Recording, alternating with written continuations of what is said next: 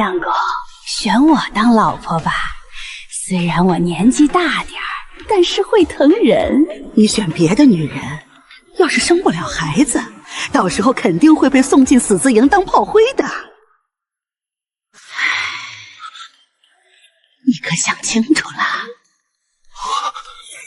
这是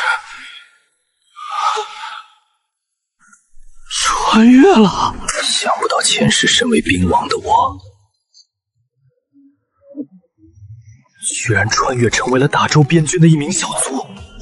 根据原主记忆，每隔半年，大周朝廷都会押解一批戴罪之身的女凡到边关，供边关士卒挑选。若是不能在1年内生育子嗣，为大周补充人口，二人都将被发配到死字营。季伯达，装什么死？校尉大人发媳妇儿，再不选，连母猪都轮不上你。现在剩下这些，要么是年纪大，或是有残疾，再则就是身体羸弱，一看就干不了活的。到底该选谁呢？居然还有漏网的珍珠！我要那个！西伯达疯了，选这么个累赘，他这是要娶回去当祖宗供起来啊！他估计以为自己在金凤楼找姑娘呢。叫什么名字？罪女苏清燕。苏，大周有这个姓氏的贵族不超过3家，莫非？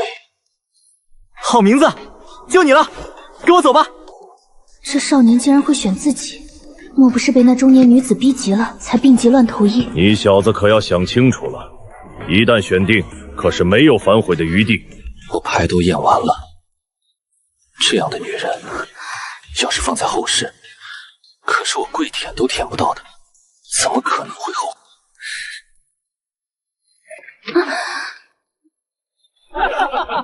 一个傻子娶了个瘸子，简直就是绝配！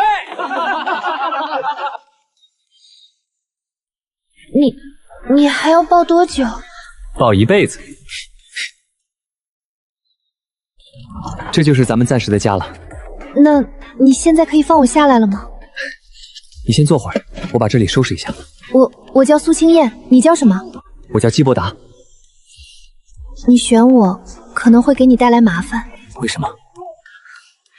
我父亲是南疆主帅苏定方，被朝廷……我只知道你是我娘子。我去领吃的，你在家里等我。按照规定，士卒每人2个馒头1碗粥，苏清言这种身份，则只有1个馒头半碗粥。看来还得解决下吃食问题才行。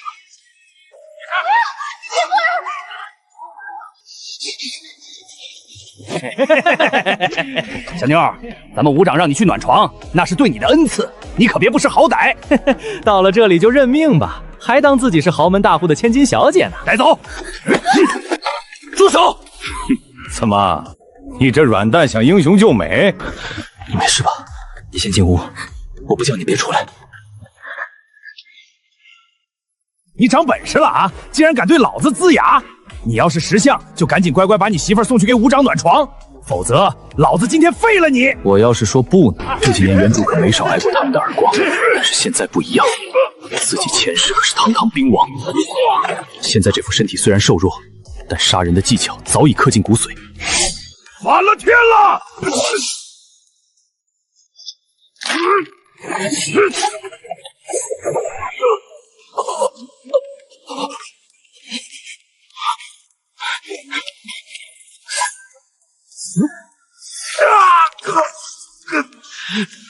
鸡儿狗，老子要让你生不如死！你信不信老子现在就扭断你的脖子？季伯达，你别快来，不然伍长不会放过你的。你大可以让他来找我。滚！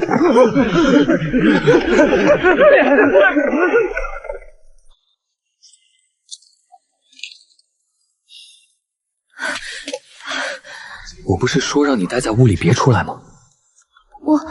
我担心你。我没事，吃饭吧。这是你的口粮，拿着吧，我今天不饿。谢谢你。你是我娘子，我不护你护谁？鸡儿狗，给老子滚出来！不用担心，以往这基伯达见了自己就像耗子见着猫，哪敢像现在这般大拉拉的挡在自己面前？今天的他怎会如此陌生？鸡二狗，你好大的胆子，给我跪下！我堂堂7尺男儿，跪天地，跪父母，你算个什么东西，也配让我下跪？哟，翅膀硬了是吧？刘武长，这些年你抢我军功13次，辱我27次，打我9次，这笔账咱们是不是该算算了？你想怎么算？从今往后，我自己的军功自己领。你信不信？我只需要一句话，便能让你消失的悄无声息。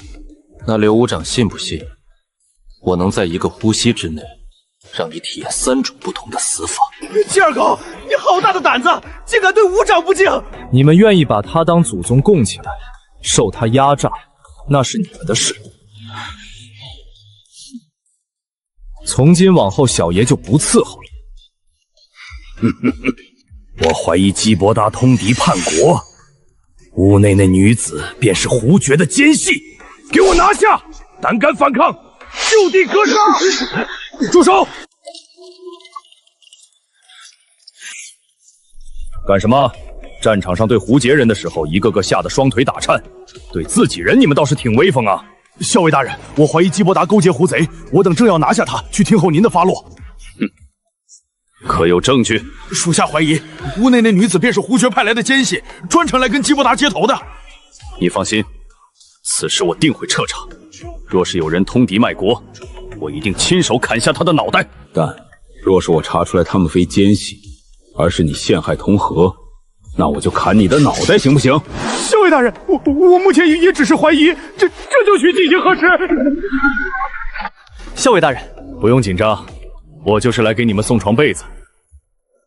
小黎，我都上门了，也不愿意出来见见我吗？罪臣之女见过校尉大人。这里没有外人，无需如此。苏老将军对我有提携之恩，他遭人陷害，我却无能为力，愧疚万分呐。陈大哥无需自责，这个时候你还能来看我，小人已经感激不尽了。陈大哥，进屋坐坐吧。这半年来，我一直在调查苏老将军的事情，奈何我身在北疆脱不开身，也只查到了一些蛛丝马迹。你既然到了这狼风口，就安心住着吧。不过身份得保密，免得给自己惹来麻烦。多谢陈大哥。哎，你我兄妹何须言谢？你小子真是祖坟冒青烟了，能娶到我这如花似玉的妹妹。小黎虽然家道中落，但你要是敢欺负她，我可饶不了你。校尉大人放心，媳妇儿是用来疼的，我怎么舍得呢？以后刘武若是再敢私吞你的军功，直接告诉我，我替你做主。多谢校尉大人。我就不打扰你们小两口了。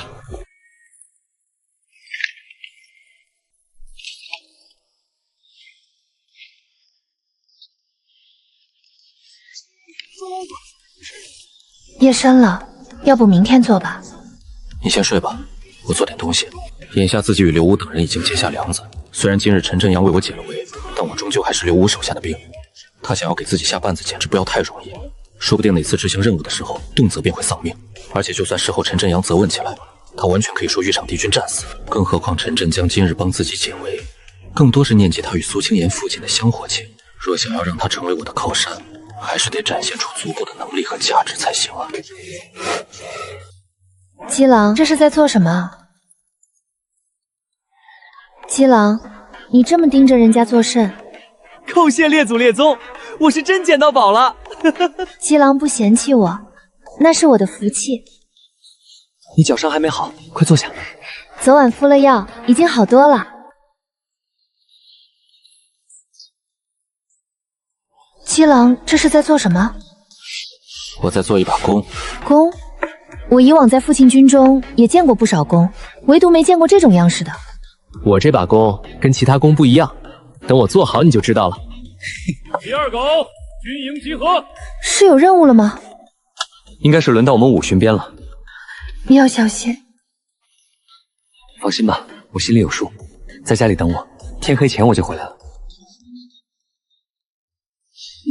准备好了就出发吧。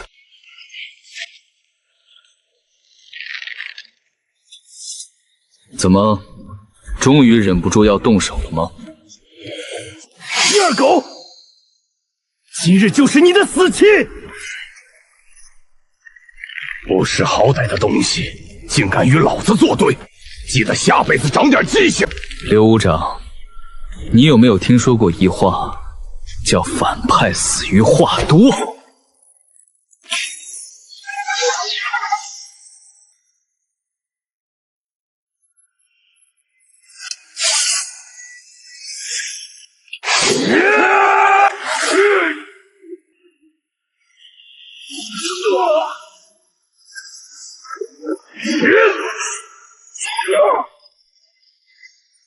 季伯达兄弟，我以前欺负你都是被刘武逼的，求求你别杀我，我以后什么都听你的。放过你也行，却杀了他。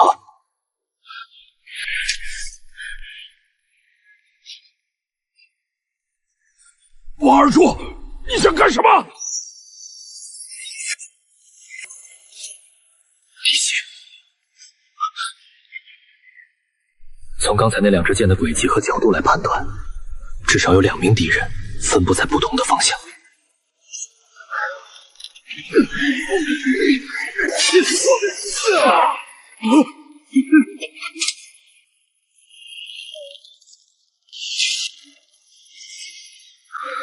想比起前世，这副身体还是太弱了。虽然一直在边关摸爬滚打，可营养却严重跟不上。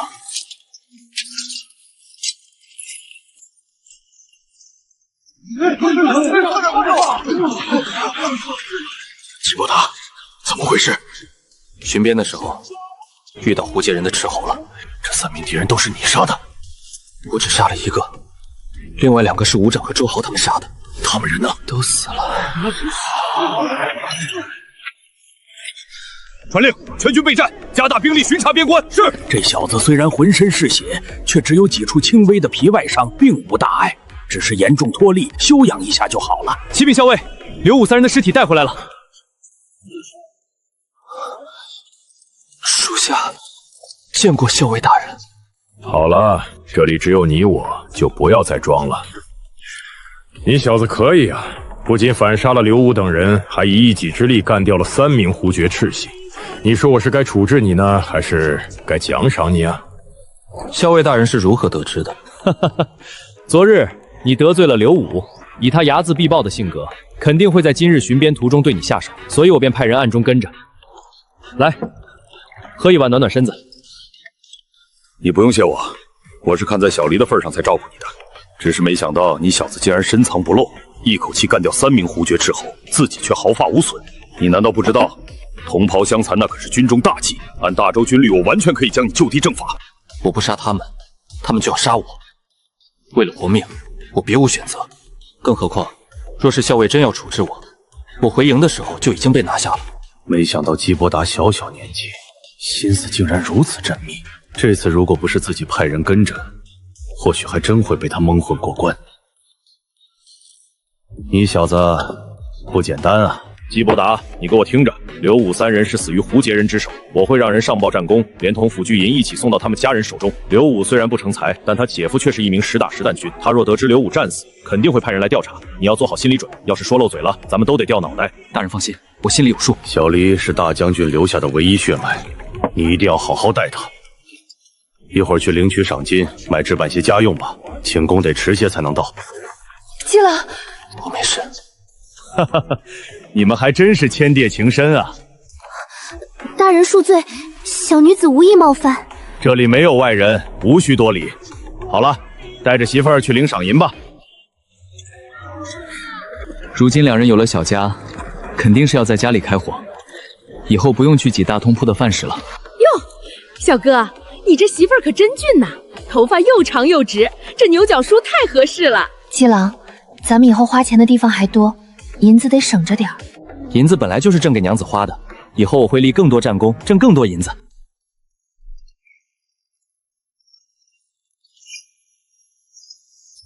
季郎，这是什么吃法？我为何从未见过？这叫火锅，是我在一本奇闻录中看到的吃法。喜欢吃，我以后经常给你做。季郎，你对我实在是太好了。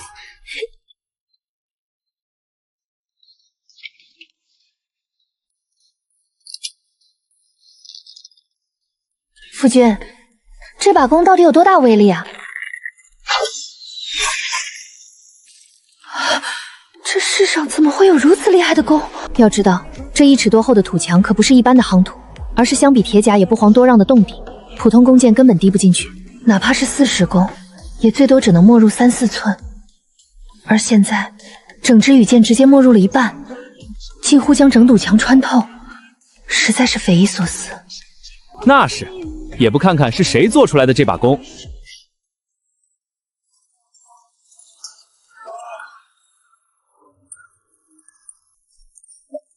听说你小子昨天杀了一个狐贼，运气好而已。战场上从没有运气一说。我想请你帮我改造一批箭镞。无节人的铁剑，看在你干掉一名胡作日猴的份上，我就帮你改改。说吧，你想怎么改？箭楼的3道棱锋要平分，锋线笔直无曲，不然射出去会发生偏移，而且还得做出3个倒钩，这样中箭之后拔出来会造成2次伤害。这种箭尾你是在哪里看来的？我自己琢磨的。天黑之前来拿。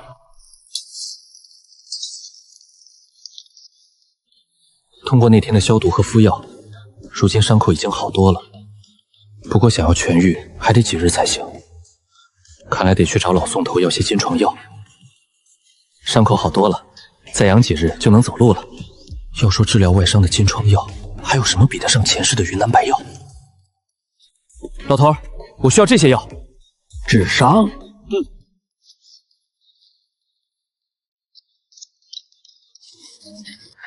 姬郎，你这又是在做什么？我在做一种金创药，有了它，你的伤几天就能好了。真的吗？想不到姬郎还懂医术。感觉怎么样？这药粉怎么有一股香味啊？感觉伤口凉凉的。那就对了。怎么样？杨师傅的手艺自然是没得说，我很满意。使这铁剑至少需要30弓。你这小身板能拉开30弓？我自己做了一把弓，轻松就能把这铁剑射出200-300步。再吹下去，牛见了你都得绕着走。多少银子？银子就算了，争取多杀点狐贼。季伯达，怎么了？夜深了，该就寝了。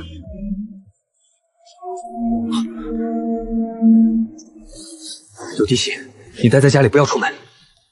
你要小心。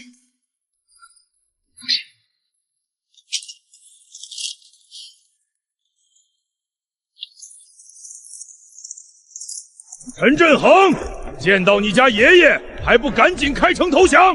拔都烈，你我交手这么多次，你难道不知道我大周将士只有战死，没有投降的吗？要是曾经的大周，我或许还会忌惮3分，奈何如今的大周已经烂到骨子里。你扪心自问，帝都龙椅上那位天子以及满朝贵少，何时在乎过你们的死活？拔多烈，你觉得这种雕虫小技对我有用吗？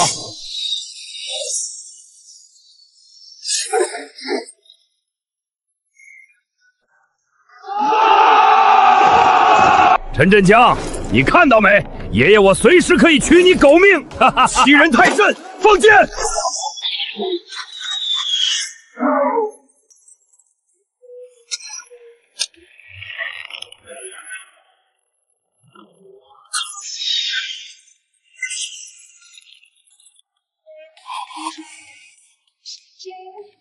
谁射的？这得有250步吧？好样的！大王！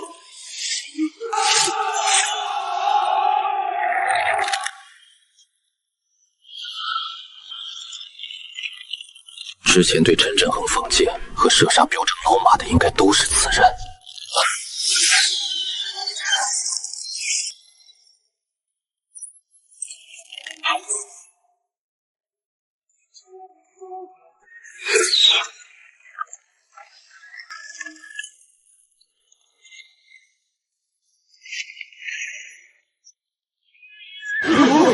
快去查他，胡界军中是否还有伏兵。启禀校尉，刚刚查到，是甲标师长曹小虎所射。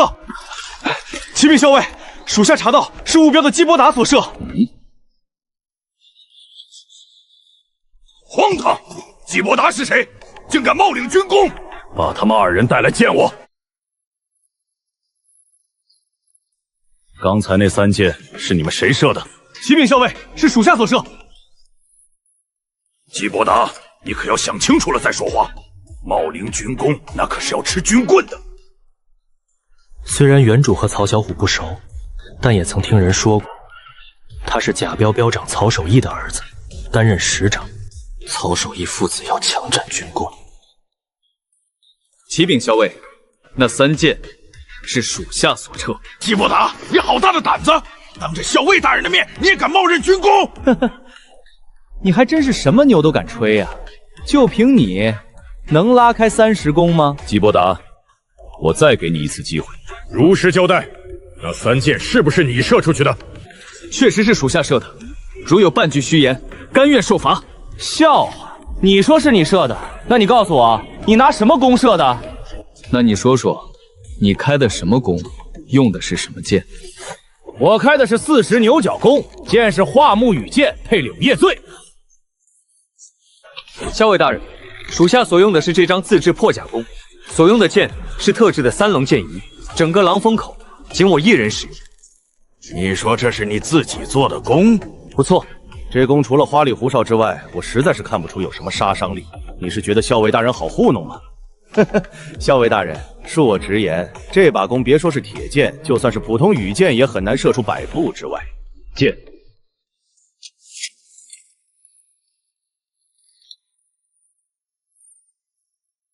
出自杨铁匠之手。属下前日巡边，从胡杰斥候身上缴得来，请杨铁匠改造的。来人，去请杨铁匠来。是。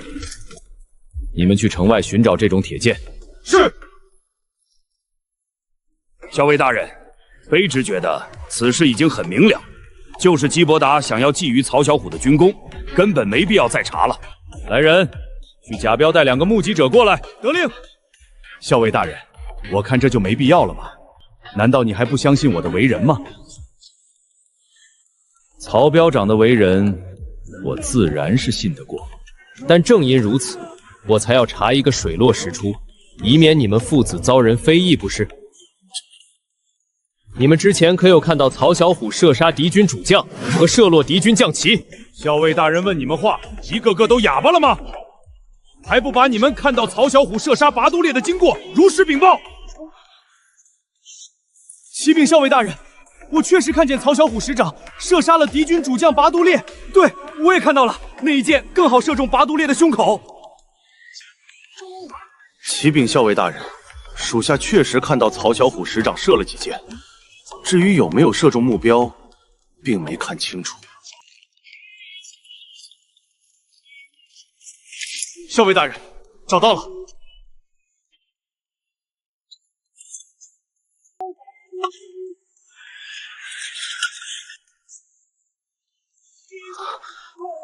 校尉大人，杨师傅到了。草民见过校尉大人。这是今日白天基伯达拿到我铺子里，让我按照他的要求改造的那批铁剑。校尉大人，曹小虎的军功是造假的。校尉大人，他撒谎！就凭他这把破弓，怎么可能射出250步之外？别以为你串通杨铁匠就想抢夺我的军功！哼，你确定是你的军功？曹标长觉得此事应当如何处理？既然双方各执一词，我看不如让他们当着所有人的面比试剑术，这样真相就一目了然了。基伯达，你觉得呢？可以。好，今日大家都累了，明日到校场比试，一辨真假。你可要想清楚了，现在坦白还来得及。你有把握吗？对付他绰绰有余。校尉大人，这剑有什么问题吗？半个时辰前，有人用这种箭射杀了胡爵主将拔都烈。什么？我的个乖乖！你小子是个什么怪胎？你当时用的是这把弓？你骗谁呢？这不过是一把木弓，而且弓弦松松垮垮，能射100步就顶天了。你明天看了就知道了。好，我一定来。给我四处看看。想不到你的剑术如此了得，以前还真是没看出来啊。校尉大人相信是我射杀了巴都烈？我看起来很愚蠢吗？你觉得胡杰人为何会在这个时候攻打狼风口？最坚固的雄关，往往都是从内部瓦解的。你觉得会是谁？把饵放下去，只要有鱼就一定会咬钩。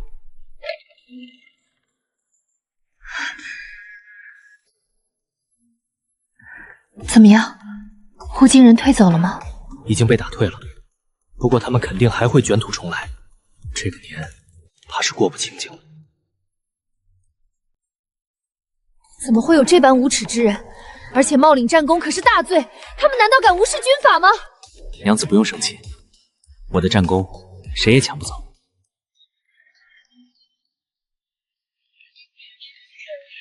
虎子哥，你可真是厉害啊！就是，虎子哥前途无量啊！你给老子听着，是你的东西就给我抢回来，别丢了咱们务标的脸。真以为老马不在了，咱们务标就成了任人拿捏的软石子了？放心吧，这军功他抢不走。看不出来，你小子有点骨气。等回头赏银下来了，我请大家喝酒。季伯达，咱们标长要见你，跟我走吧。我不是贾彪的兵，曹彪长若是有事儿，让他来找我。大胆，你竟敢抗命！你算个什么东西？有什么资格命令咱们务标的兵？季伯达，能否借一步说说？大家都是敞亮人，曹彪长有什么话在这儿说就行了。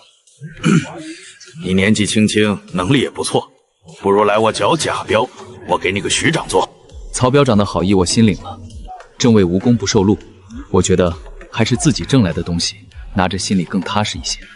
要不这样，这次节度府发下来的赏银全部给你，师长的位置我依然给你留着，如何？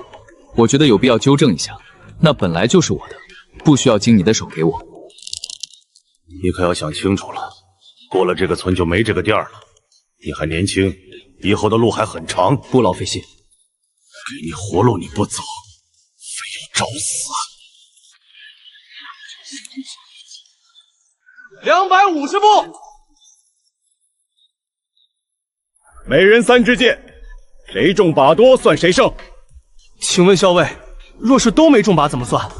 那就要问问你自己，是如何在黑夜中一箭射杀拔都烈，然后又精准射中敌军将旗的了。准备好了就开始吧，你们谁先来？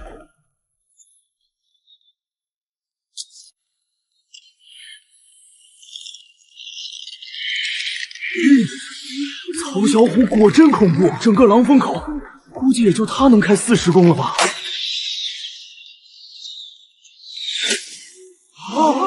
竟然差了足足30步！该不会冒称军功的人是曹小虎吧？校尉大人，第3箭我放弃。他已经没有力气拉开第3次弓了。小子，你行不行啊？你看着吧，很快就有结果了。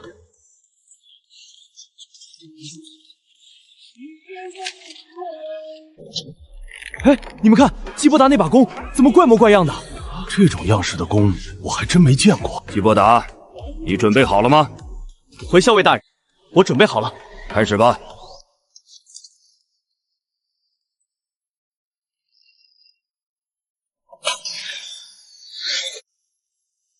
我的天，这怎么可能？这不可能！就算是50弓，也没有如此强大的杀伤力，估计也只有传说中的铁胚弓能与之相比了。看来是我们搞错了，是曹小虎要抢夺他的军功才对。校尉大人，还要比下去吗？过来吧，你这弓叫什么名字？就叫他破甲吧。破甲，好名字。你还有什么要说的吗？逆子！你竟然做出这种事情来，今日定要好好教训你！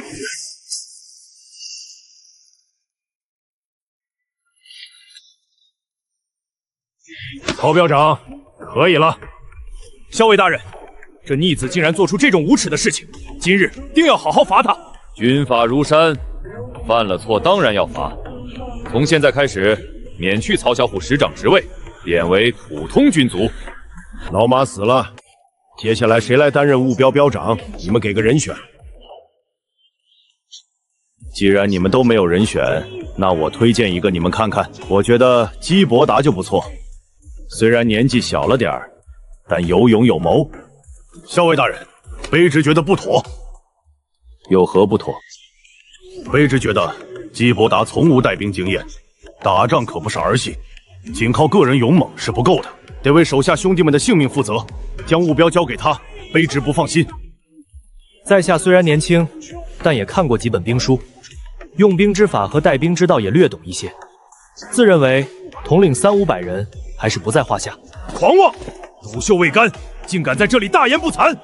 师长若是不信，咱们可以比一比。行，你说怎么比？很简单，咱们双方各调500兵力，在沙盘上推演，看谁获胜。原来是纸上谈兵，那我就陪你玩玩。100骑兵正面冲锋。这也太冒进了吧！还是太年轻了。可笑，枪阵遇敌。兵分2路，从2侧绕过。放箭。盾牌抵挡。步兵阵营抛射3轮之后，便直接冲锋。梁铁山，你再不认输，那就真要被杀得片甲不留了。纸上谈兵而已，而且你也不过是侥幸获胜，这做不得输。嘿，梁铁山，你是不是男人？说出来的话还赖账？不是我梁铁山输不起，而是我不想拿务标的100余弟兄的性命当儿戏。纸上谈兵算不得什么，有本事咱们拉开架势，真刀真枪干一场。好，咱们各带一伍进行实战对抗。你要是还能赢，我不但赞同你当标长，以后对你唯命是从。没问题。不过我有一个要求。你说。我毕竟没有自己的兵，我得挑选5人进行训练。行，那就给你3天时间。3天之后，咱们演武场见真章。不用3天，3个时辰即可。什么？3个时辰？季伯达，3个时辰真的足够吗？足够了。来，大家都过来一下。是。这能行吗？放心，只要你们按照我的做，别说是5对5，就算是5对10，也有很大胜算。季伯达，我不想占你便宜，实在不行，我再给你2天时间，如何？不用了，开始吧。这能行吗？放心，只要按照咱们操练的来，一定能轻松取胜。双方实力悬殊太大，这场比试应该没什么悬念。实战不是纸上谈兵，季伯达相比起梁铁山，经验差了太多，想要取胜太难了。开始，盾，枪。我输了，输得心服口服。从今以后，你季伯达便是务标标长。梁大哥承让。好，我宣布，从现在开始，季伯达担任务标标长。告诉我，我哥是怎么死的？启禀将军，是在狼风口被周军射杀的。把当时的情况一字不漏地告诉我。当时末将等正在巡视，忽有冷箭射来，拔都烈便中箭了。250步，周人的箭矢能射透重甲。将军，我们没有说谎，拔都烈将军确实是被城墙上的周军一箭射杀。好恶毒的箭，好恐怖的弓箭手。铁木儿，你是我大枪10大射雕手之一，你告诉我，250步之外，你能否一箭破甲？禀将军，250步已是雕弓极限，纵用铁箭破重甲，需150步内方见血槽之效。从现在开始，由我接管这支军队，哥哥的大仇我亲自报，但属于你们的耻辱，必须由你们自己去洗刷掉。告诉我，你们应该怎么做？攻破狼风口，杀他个片甲不留！我还有一事相告。此人可靠吗？此前正是他主动写信给拔都烈将军，愿主动献降，来我军中换取一个职位。本将担心这其中有诈。半个时辰前，他再次传来密信，后天子时打开城门，与我军来个里应外合。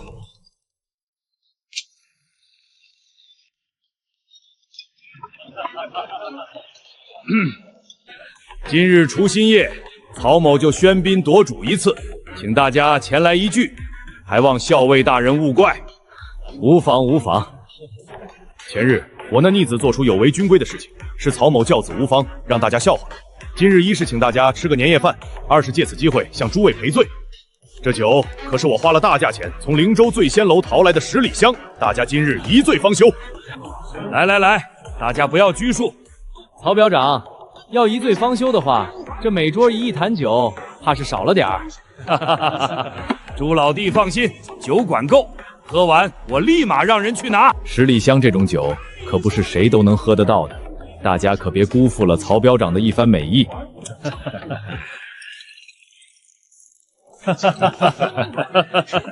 来，我们一起敬曹表长一碗。咱们应该先敬校尉大人才对。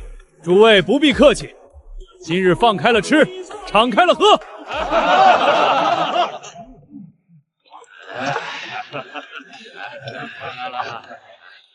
凌兄弟，之前的事情虽是一场误会，但也给你添麻烦了。今日我代犬子向你赔罪，希望你别往心里去。曹主长言重了，虽说曹小虎想要抢我军功，但那毕竟不是你曹表长指使，你犯不着给我赔罪。校尉大人，这胡杰大军撤而不退，一直在30里外虎视眈眈，他们这是要做什么？自然是伺机而动，想要攻破我狼风口。他们简直是痴心妄想！数十年来，他们攻打狼风口的次数不下100次，5年前更是出动1万大军，还不是被我们挡在关外？狼风口易守难攻，胡杰就算再增派2000兵力，也无济于事。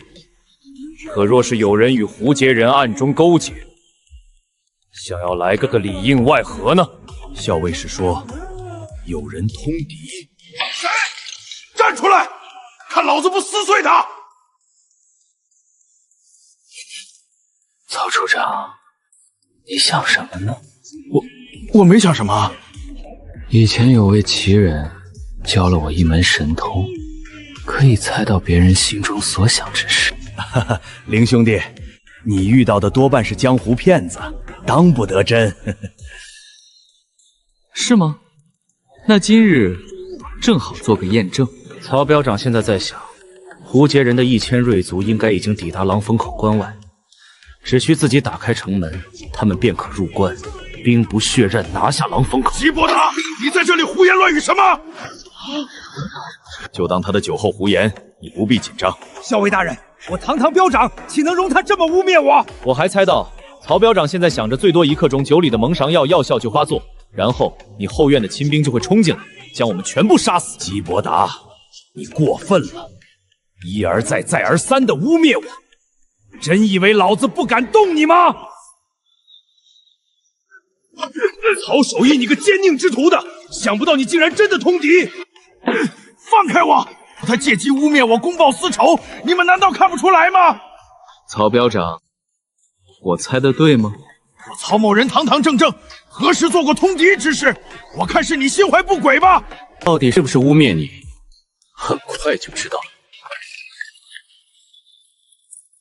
校尉大人，我们2口子并不知情，只是曹表长之前交代要用他带来的酒，而且他还说这酒贵重，得他手下人亲自看管，不让我们碰。我知道跟你们无关，起来吧。曹表长，你是不是该解释一下这是怎么回事？校尉大人，你听我说，事情不是这样的。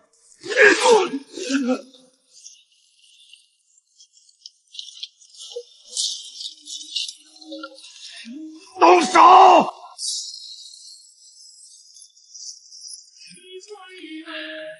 各位，都吃好喝好了吧？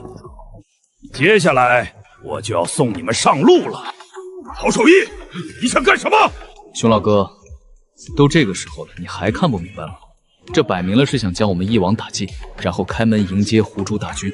你确实很聪明，只可惜你知道的太晚了。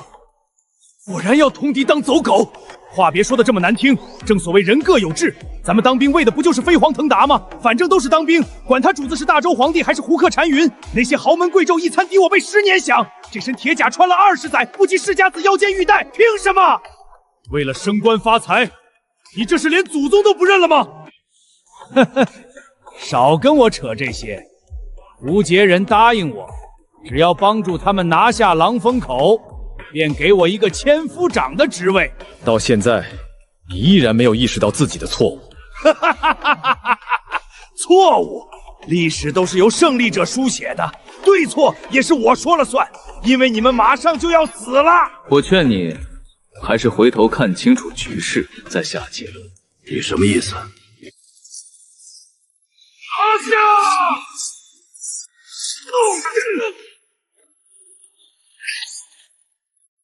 我很想知道你是如何识破我的计划。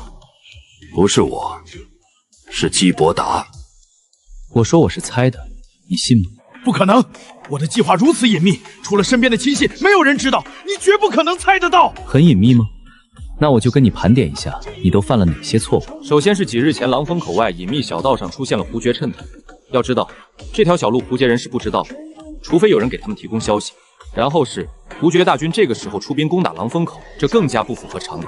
再结合之前出现的趁台，不得不让人联想到狼风口有人通敌。老实说，这2日我与校尉大人在诸位彪长身边都安插了眼线，结果就在当晚，便有人看到你的人出关。不可能，我的人如此谨慎，不可能有人看到。你做的确实很隐秘，想要瞒过其他人并不难，但是想要瞒过你贾彪却并不现实。是谁？是我！你个吃里扒外的东西，老子杀了你！那天就因为你没有为曹小虎作证，结果被狠狠揍了一顿。没想到今天又是你坏了我的大事，老子认栽！要杀要剐，赶紧的！察合台，你确定此人可靠？应该可靠，毕竟他此前在信中表露，陈振祥对他各种打压。如果此时3刻收不到信号，我就取你的脑袋！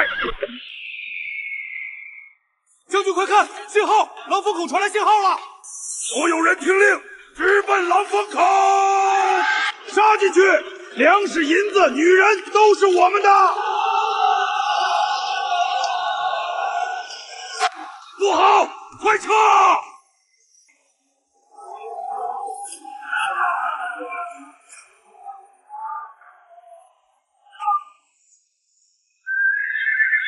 巴图特尔，我等你多时了。陈振江，你卑鄙！正所谓兵不厌诈，你想与曹守义里应外合，难道我就不能瓮中捉鳖吗？从步道冲上去！减慢箭雨攻击，这是为何？只要巴图尔还活着，城外的几百胡街士兵便会不遗余力地疏通城门，想要将其救出去。而咱们只需站在城墙上，便可以将其射杀。反之，他们一旦得知主将死了，便会撤离。咱们想要杀他们，就没那么容易了。妙啊，妙计！城内的进攻要做到雷声大雨点小，主要集中兵力射杀胡界人城外的兵力。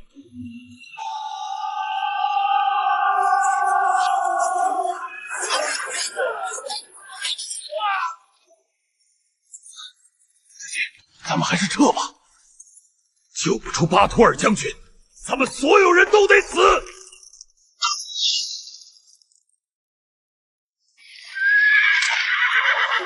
好剑法！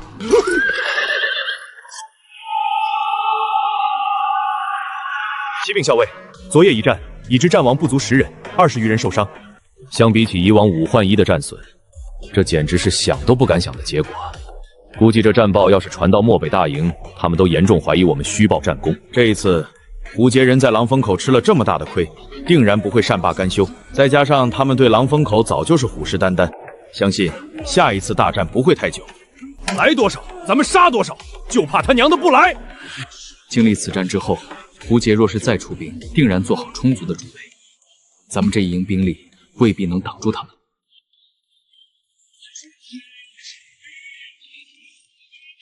二狗子，昨晚你给我的那金创药还有吗？这是我祖传的秘药，药方不能外传，不过我可以多制作一些给你。好，你帮我准备一些药材，回头送到我家里。我先回去睡一觉。我自己来就行了。相公可是嫌弃奴家？娘子误会了。想不到相公还会害羞呢。昨晚的战斗我都听说了，想不到相公不仅身手敏捷，谋略更是如此出众，连陈大哥都对你赞不绝口呢。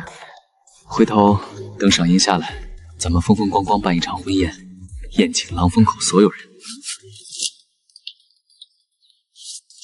相公，你这又是在做什么？我在酿酒。酿酒？这不就是米酒吗？我要酿的酒比这好多了，不仅质地清澈，而且奇香无比。那十里香在他面前连弟弟都算不上。这世上真有如此好酒？那岂不是传说中的仙酿吗？跟传说中的仙酿差不多吧。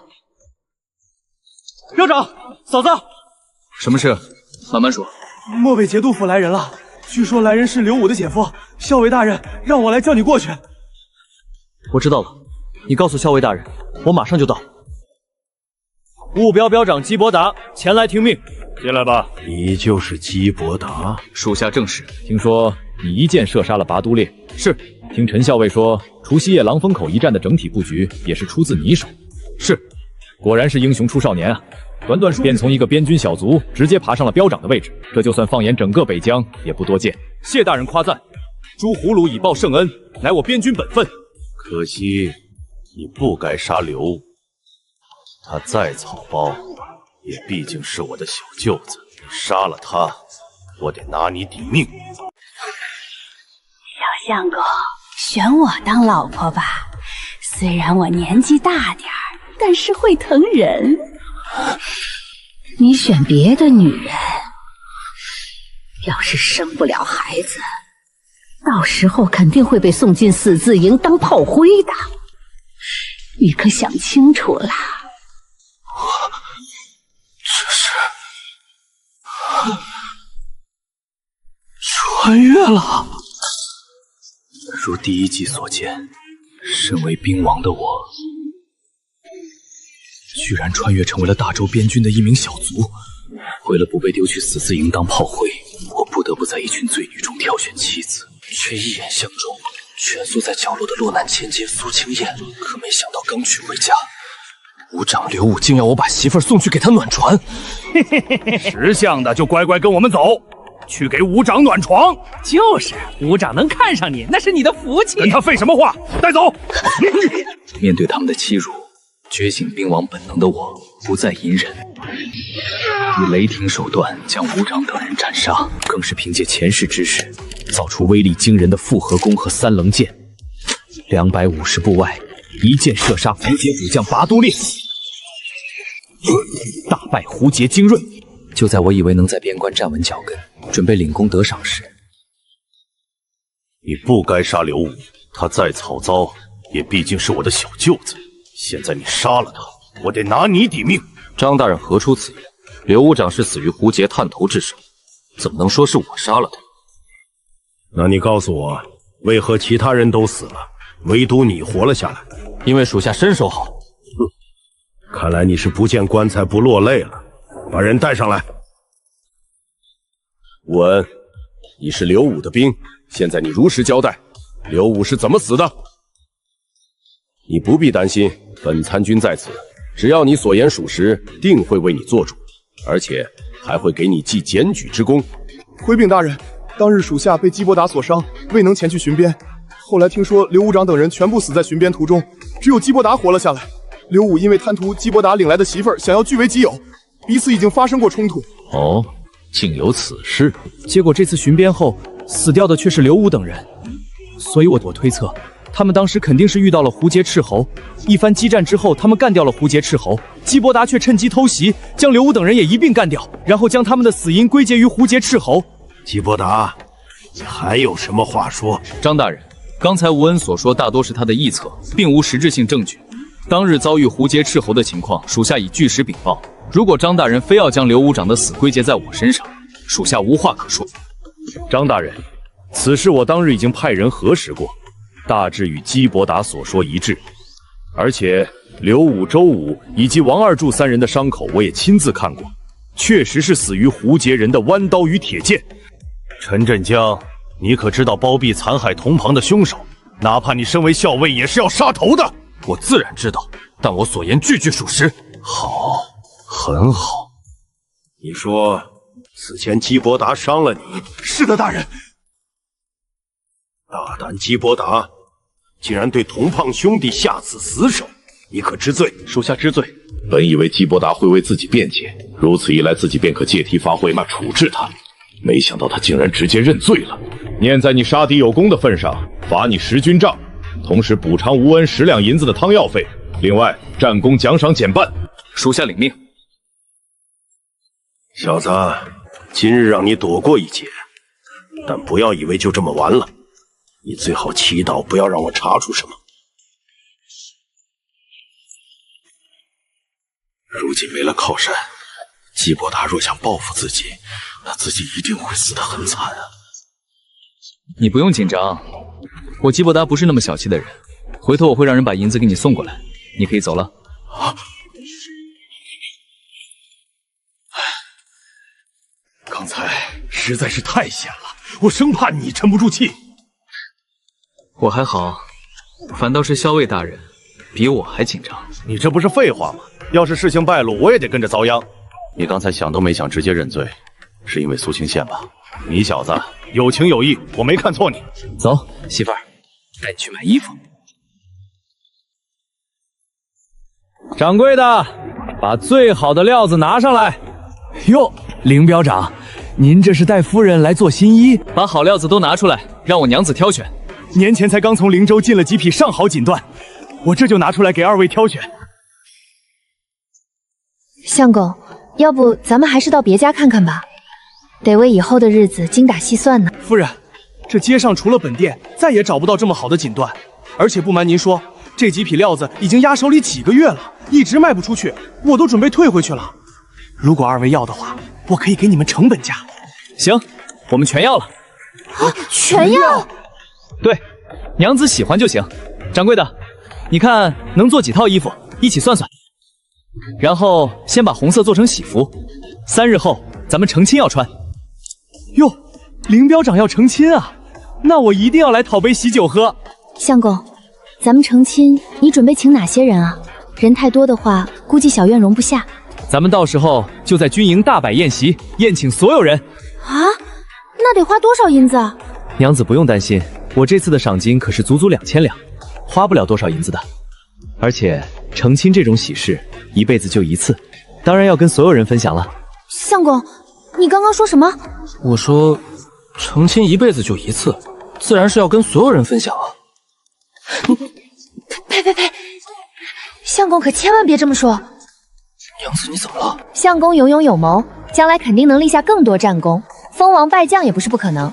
到时候得多纳几房小妾，怎么能说一辈子就成一次亲呢？纳妾？对啊，相公要是不纳妾，别人会说我不懂事儿的。娘子，我这辈子能娶到你就足够了。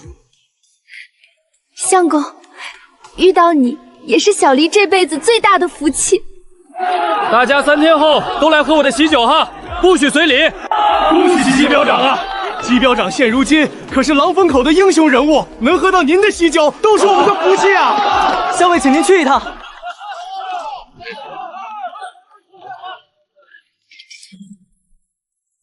姬伯达，你将之前的5行追阵画出来下，之后我们准备在各标区行演练了。是。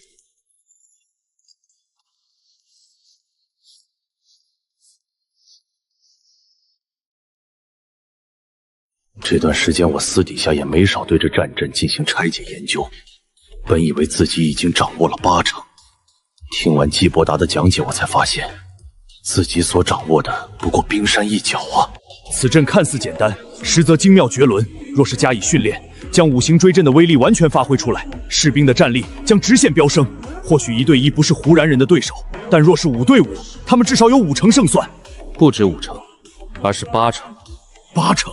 校尉大人可曾想过，为何我们1对1打不过胡杰人？胡杰人体型高大，且弓马娴熟，天生善战。不然，那是为何？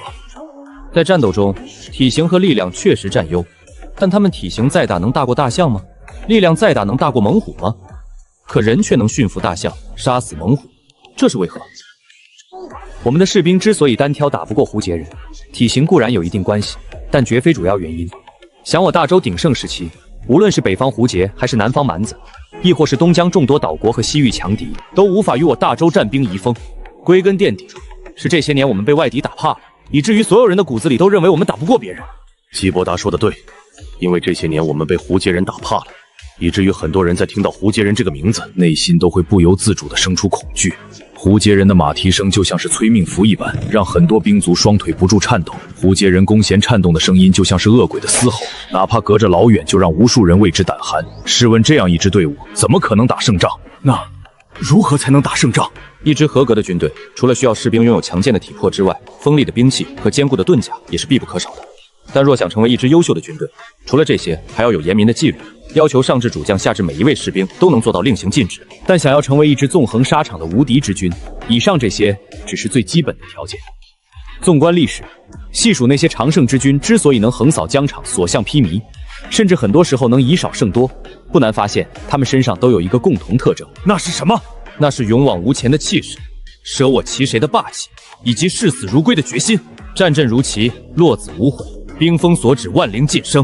真正的无敌之师，不败非因无敌，而是无人敢敌。这就是军魂。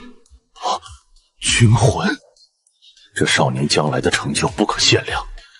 若是一支军庭交给他，给他足够的时间磨练，或许真能扫平北疆关外。看来这小小的狼虹口定然容不下他，看来得尽可能的帮他走向更高处啊。不过眼下最重要的是，趁着基伯达还在，得尽快让他给我练兵。基伯达，你告诉我，眼下我们应该从哪一步做起？校尉大人，我是来请你喝喜酒的，你这明显是想把我当苦力啊！你帮帮我，回头你们成亲，我随10两银子。陈振恒多次帮自己，这份情我一直记在心底。虽然不知道这套方式古代人能不能理解，希望能帮到他吧。练兵是一个循序渐进的过程，3、5天或许不见成效，但若能不折不扣地坚持训练，不出3月，他们每个人都将发生蜕变。准备点宵夜，还顺带拿来半坛10里香来。秦兵，末将在。这不是上次传西叶曹守义在鸿门宴上喝剩下的那批酒吗？校尉大人好歹也是世家出身，拿喝剩下的酒待客，就不怕被人笑话？你小子别挑肥拣细，也就是你，要换做其他人，想喝还没有呢。你这个留着吧，今天尝尝我亲自酿的酒。你酿的酒？吹什么牛？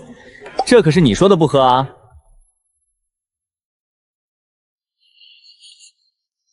好香！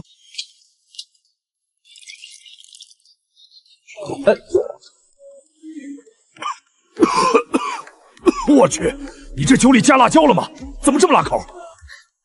忘记跟你说了，我这酒不宜豪饮，得慢慢喝，才能品尝出其中精髓。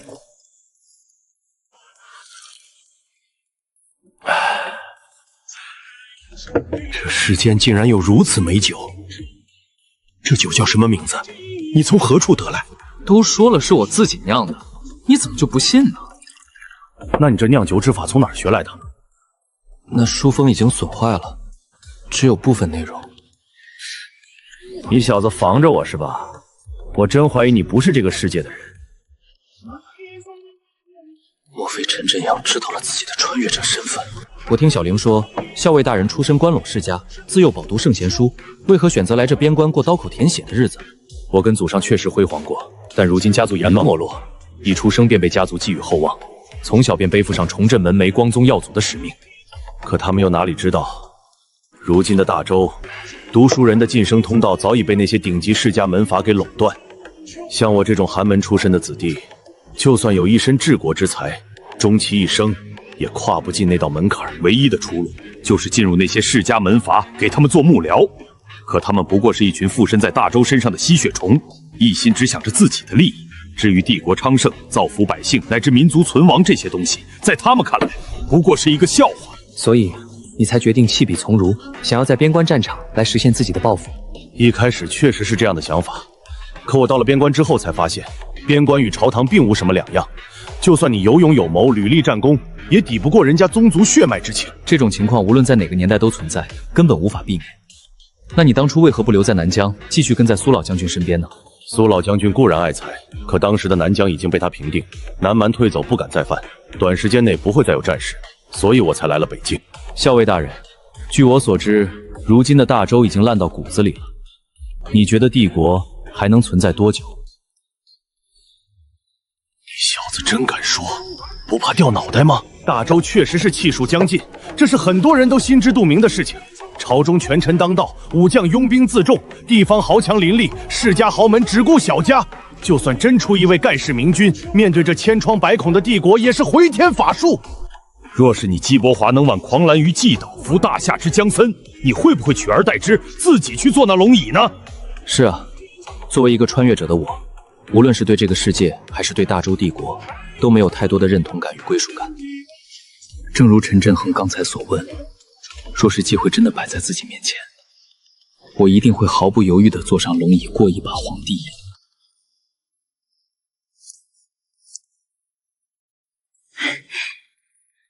相公回来啦？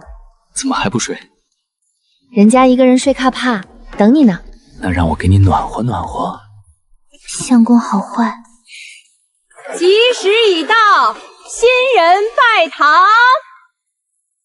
一拜天地，二拜长兄，夫妻对拜。一群不胜酒力的家伙。黑影不会是朝我家去吧？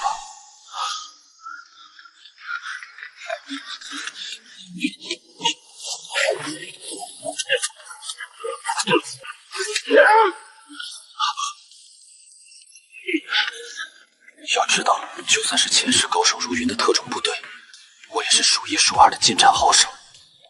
可眼下仅一个回合，竟然落于下风。相公，是你吗？没事，别出来，危险！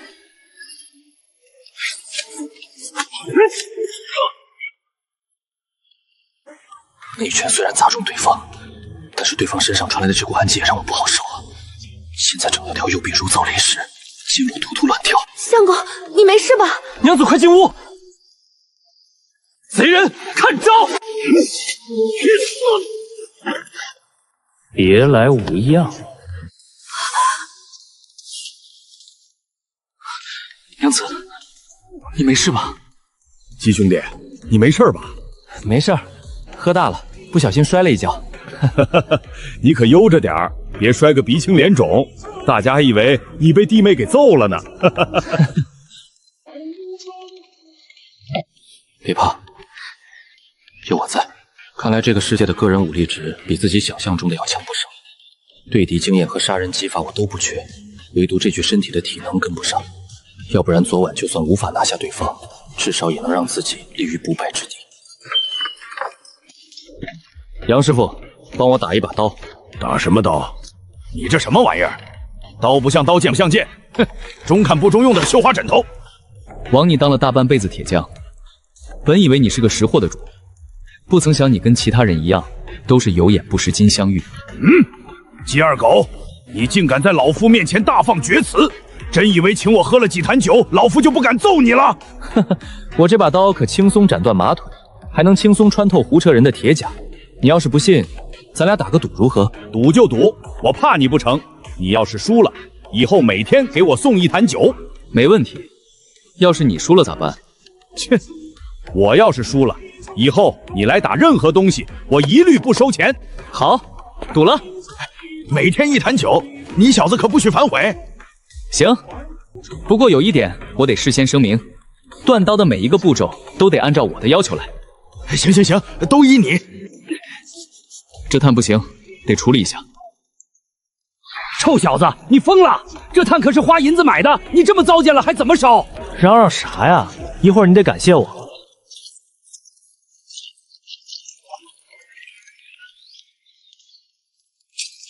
温度是锻造工艺的一个重要因素，可普通木炭最高温度也就700-800度，不能完全将铁矿烧透，进而无法将铁胚中的杂质去除，这将大大影响兵器的硬度和韧性。煤炭自然是最好的燃料，可惜如今的大周并没有发现铁煤炭这一矿产，我一时半会儿也找不到这个东西，所以只能用泥浆浸泡这种传统方法。通过泥浆浸泡之后，可以将温度提升到1000度以上，勉强能够满足要求。接下来便是烧矿，这些技术我并不熟悉，只能靠杨铁匠一个人操作了。平时需要烧大半个时辰才融化的铁矿，现在只用了不到半个时辰就融化了，而且化得非常彻底。莫不是跟基伯达之前用黄泥浆浸泡木炭有关系？杨铁匠，这铁胚需要反复折叠15次，然后用大铁钳夹住铁边的两端，将其扭成麻花状。你小子没完了你！你还想不想喝酒了？看你小子能变出什么来！等等，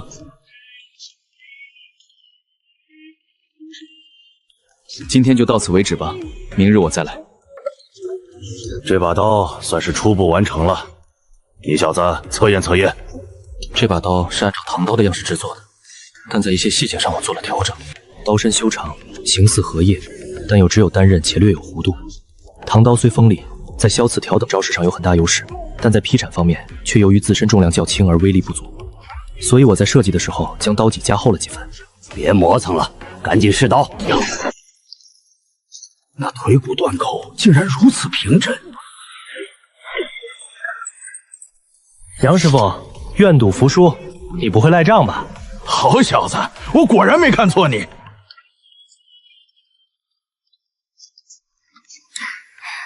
夫君回来了，娘子自己吃就行了，不必等我。那怎么成？夫妻之间肯定是要同吃同睡的。校长，校尉大人让我通知您，马上过去一趟。昨晚巡边的5名边军失踪了，已经派人去现场了，并未找到尸体，但却发现了打斗的痕迹和少许血迹。莫非他们跟自己上次一样遇到了胡爵斥候？如果是这样的话，那5名斥候估计已经死了。既然对方干掉了5名边军，那他们极有可能已经潜入了狼风口。若真是这样，事态的严重程度丝毫不亚于胡爵大军兵临圣城。对方既然是从险要小道潜进来的，人数肯定不会太多，而且能够被敌方派来执行如此重要的任务，必然是赤手中的精锐。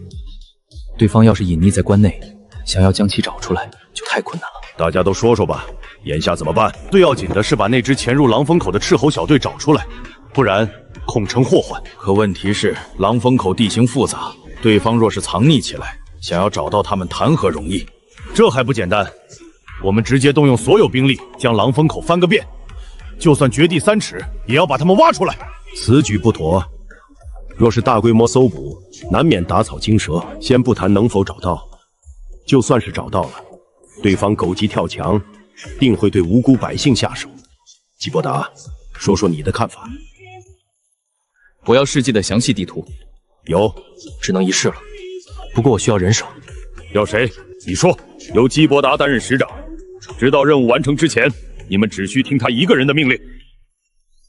我丑话说前面，本次行动异常危险，极有可能会丧命，怕死的现在可以退出。师长，要是怕死，咱们就不会站在这里了。你直接下命令吧。第二点，从现在开始，你们需要无条件执行我的命令。如果做不到，现在退出。如果师长你下的命令是错误的呢，也必须执行吗？是。为什么？如果这个命令真的是错的，那也是我事后要承担的后果。当然，我作为使长，我会对你们每一个人负责，这是我的职责，所以我不允许自己犯错。还有问题吗？你有多少把握？不知道，只能一试。我现在担心的是，他们在被我找到之前先一步动手。你放手去干就行了，我已经做了相应部署。我已经封锁消息，以免让老百姓知道，引发恐慌的同时，还有可能打草惊蛇。你可曾听说过胡杰的2大王牌斥候？不曾。胡杰军中有2支极其凶悍的斥候军团，名为赤峰和血鸦。他们选定5、6岁的小孩为目标，然后通过多年的残酷训练，最终能活下来的10不存1。但每一个活下来的都是绝对的精锐，他们无论是单兵战力还是团队配合都极其恐怖。曾经一营北疆边军遭遇了一支10余人的血鹰小队，结果这500周军险些被对方屠杀殆尽。自此之后，北疆边军听闻血鸦之名，无不胆寒。你是说这次来的是血鹰军团？从现场的痕迹来看，咱们的人几乎没有反抗之力，而且现场处理得非常干净，几乎没有留下什么痕迹。这绝非一般的赤卫。加之胡杰人接连几次失利，派血鸦前来也不是不可能。若来的真是血鸦，不仅我们等人异常危险，整个狼风口都是岌岌可危。都是2个肩膀扛1个脑袋，就算来的真是血妖，我也要让他们有来无回。自己前世就是特种兵，正好领教一下血雾的实力如何。麻烦你帮我照看一下小丽。放心吧，你不说，我也会派人看着。这一路上有7组脚印，说明对方至少有7个人，而且从脚印消失的方向判断，对方现在极有可能躲在市集之中。师长，市集上有几百户人家，咱们总不能挨家挨户搜吧？真要这样，对方听到风声早就跑了。你们假设一下自己是对方，会选择躲藏在市集的什么位置？首先肯定不能藏在市区中间区域，这样很容易陷入围困，而且暴露的风险也会加大。你们觉得呢？如果是我肯定选一个视野开阔的地方，给自己留下退路。其次是足够僻静，避免与人接触。这些胡贼潜入之后，肯定会第一时间杀害老百姓，以此来确保自身行踪不暴露。看来只能等到明日，看哪家没有人出门，就可以缩小目标范围。潜藏在暗中的敌人就像一把利剑，随时有可能发动致命一击。我们没有时间了，天亮之前必须将人找出来，并将其干掉。你们有没有想过，如果那家人已经被胡绝人买通，或者说，那本就是胡杰人安插在狼风口的一个据点呢？啊，不会吧！我也不相信咱们拼命保护的人会出卖我们，但在战场上，哪怕是1/1000的可能性都要考虑进去，因为我得对你们每一个人负责。师长，咱们接下来怎么办？没有办法，只能一处处查。一炷香之后，在这里碰头，这是他们给自己留的退路。而且这家人的房屋并不与其他房屋相连，最近的也有30余张，可以说房屋4面8方都可以突围，这无疑是给行动增加了难度。我找到他们了，时间紧迫，我只说一遍。黄勇，你在路口附近伏击，守住后门。是。石梦，你配合黄勇，务必将后门守住。是。耿忠、崔实，你2人在东西2面寻找制高点，需保证弓箭能覆盖所有位置，随时应对突发情况，以防对方狗急跳墙。一旦让其逃走，后果不堪设想。是。秦小根，一会儿行动开始，你带剩余的人列阵攻进去。是。我会从屋顶前进去，与正门的秦小根等人配合。记住一点，速战速决，千万不能给对方逃走的机会。行动。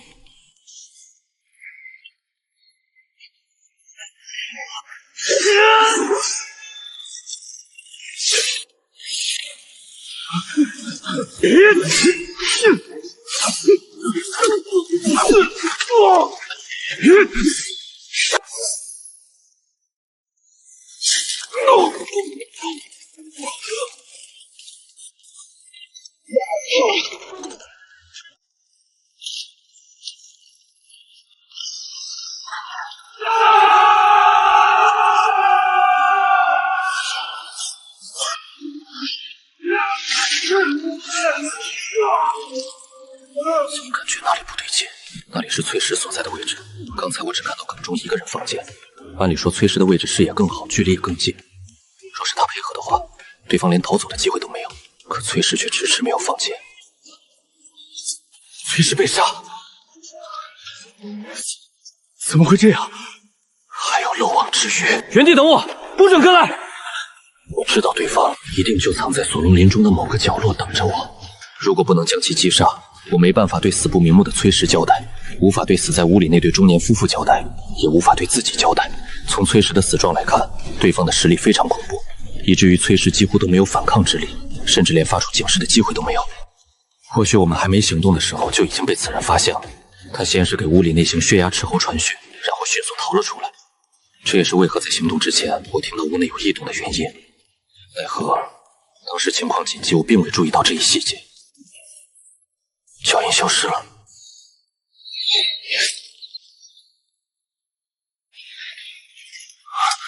看来对方已经洞察了我的意图，找到你了，只剩下最后一针铁剑了。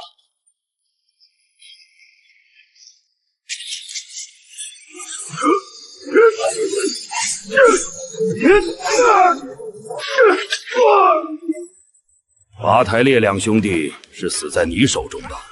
不错，是我杀的，而且我马上送你下去见他们。哼哼，你要是知道我是谁，你就断然不会说出这样的话。对于死人的身份，我不感兴趣。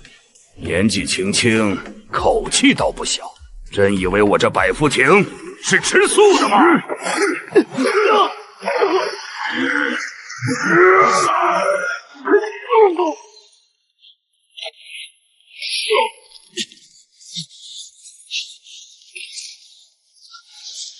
这一战几乎抽考了我全部力气。平心而论，若不是最后我故意示敌以弱，再出其不意将其反杀，此时躺在地上的人谁还不一定。师长，你没事吧？去把尸体处理一下，记得把盔甲拨回去。当营口物资匮乏，普通士卒只有修补了很多次的皮甲，铁甲数量不超过单手上数。今日这8具铁甲对于我们来说是一笔价值不菲的战利品。师长，有情况！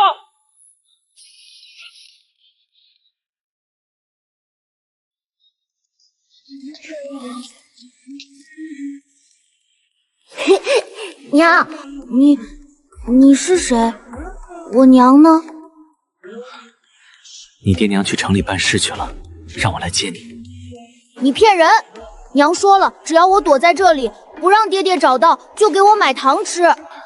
孩子，你爹娘去了很远的地方，从今天起，我的家便是你第2个家。你们怎么样？回禀校尉大人，8名血压探星已经全部被斩杀，我方一死一伤。原来我们斩杀的竟然是雄名赫赫的探修王牌血压。哎，金狼刀，季兄弟，这刀你从哪儿得来的？这种金线刀只有胡杰军中的1军主将才有资格佩戴，莫非这次敌人的小队里有1名胡杰将军？除了1军主将之外，血压军团的百夫长也是佩戴这种金狼刀。那岂不是说是1名血阳军团的百兰长？你们说的应该就是那家伙了。这才多久？如此显赫的战功，就算是放眼几百年大周帝国，也是殊为罕见的存在啊！叔叔，怎么了？你抱我离开时，我都看到了。叔叔已经给你爹娘报仇了。相公，这是……回头跟你细说，先弄点吃的。饿了吧？我马上就去做饭。这孩子父母都被杀害了，我不放心他一个人，便将他带回来了。这孩子命也太苦了，要多吃饭哦，不然个子长不高的。长高了能成边军吗？想要成为边军，身高和力量都不能差。慢点吃，小心噎着。之前拔都烈与巴图尔2兄弟先后殒命于狼风口，定然引起了南征主帅拓跋烈的重视，所以这次才派1支血勇小队来查探虚实。当然，若是可能的话，他们不介意直接夺下狼风口。可如今那批探司全部伏击，就连那名血焰军团的百夫长也命丧狼风口，拓跋烈定然不会善罢甘休。接下来，狼风口将会承受他的雷霆之怒。一直以来，狼风口就像是一根钉子，死死钉在北疆防线的最前端，以至于胡杰大军不敢贸然挥军南下，因为狼风口随时可以出兵切断他的退路。正是因为这个巨大的隐患，以至于近些年来胡扎人多次攻打狼风口，想要彻底拔掉这颗钉子。如果不出意外的话，最多10天，胡扎大军便会直扑狼风口。守得住吗？守不住也得守。是啊，我们根本没有退路，守得住要守，守不住就死守。我已经派人将军情送往漠北节度府，让大将军派兵前来支援。虽然军情已经送出去，不过我心里却没底，因为刘武之死，张惠安极有可能从中作梗。按理说，年后的第一批粮草早就该到了，却迟迟没有动静。从刚收到的消息来看，徐必彦多半是死了。狼风口弹丸之地，竟折我3员副理。霍苍狼，末将在。若让你率兵攻打狼营口，你需要多少兵马？回禀主帅，只需1000精兵即可。若未能攻下，当如何？若末将未能攻下狼风口，提头来见。好，本帅任你为先锋主将，突曼、布罗2人为副将，率精兵3000，10日后起阵，踏平狼风口。末将领命。吴烈、博尔济，你2人各率2万兵马，朝老龙口与朝天垭包进，不必进攻，只需牵制住漠北的主力军即可。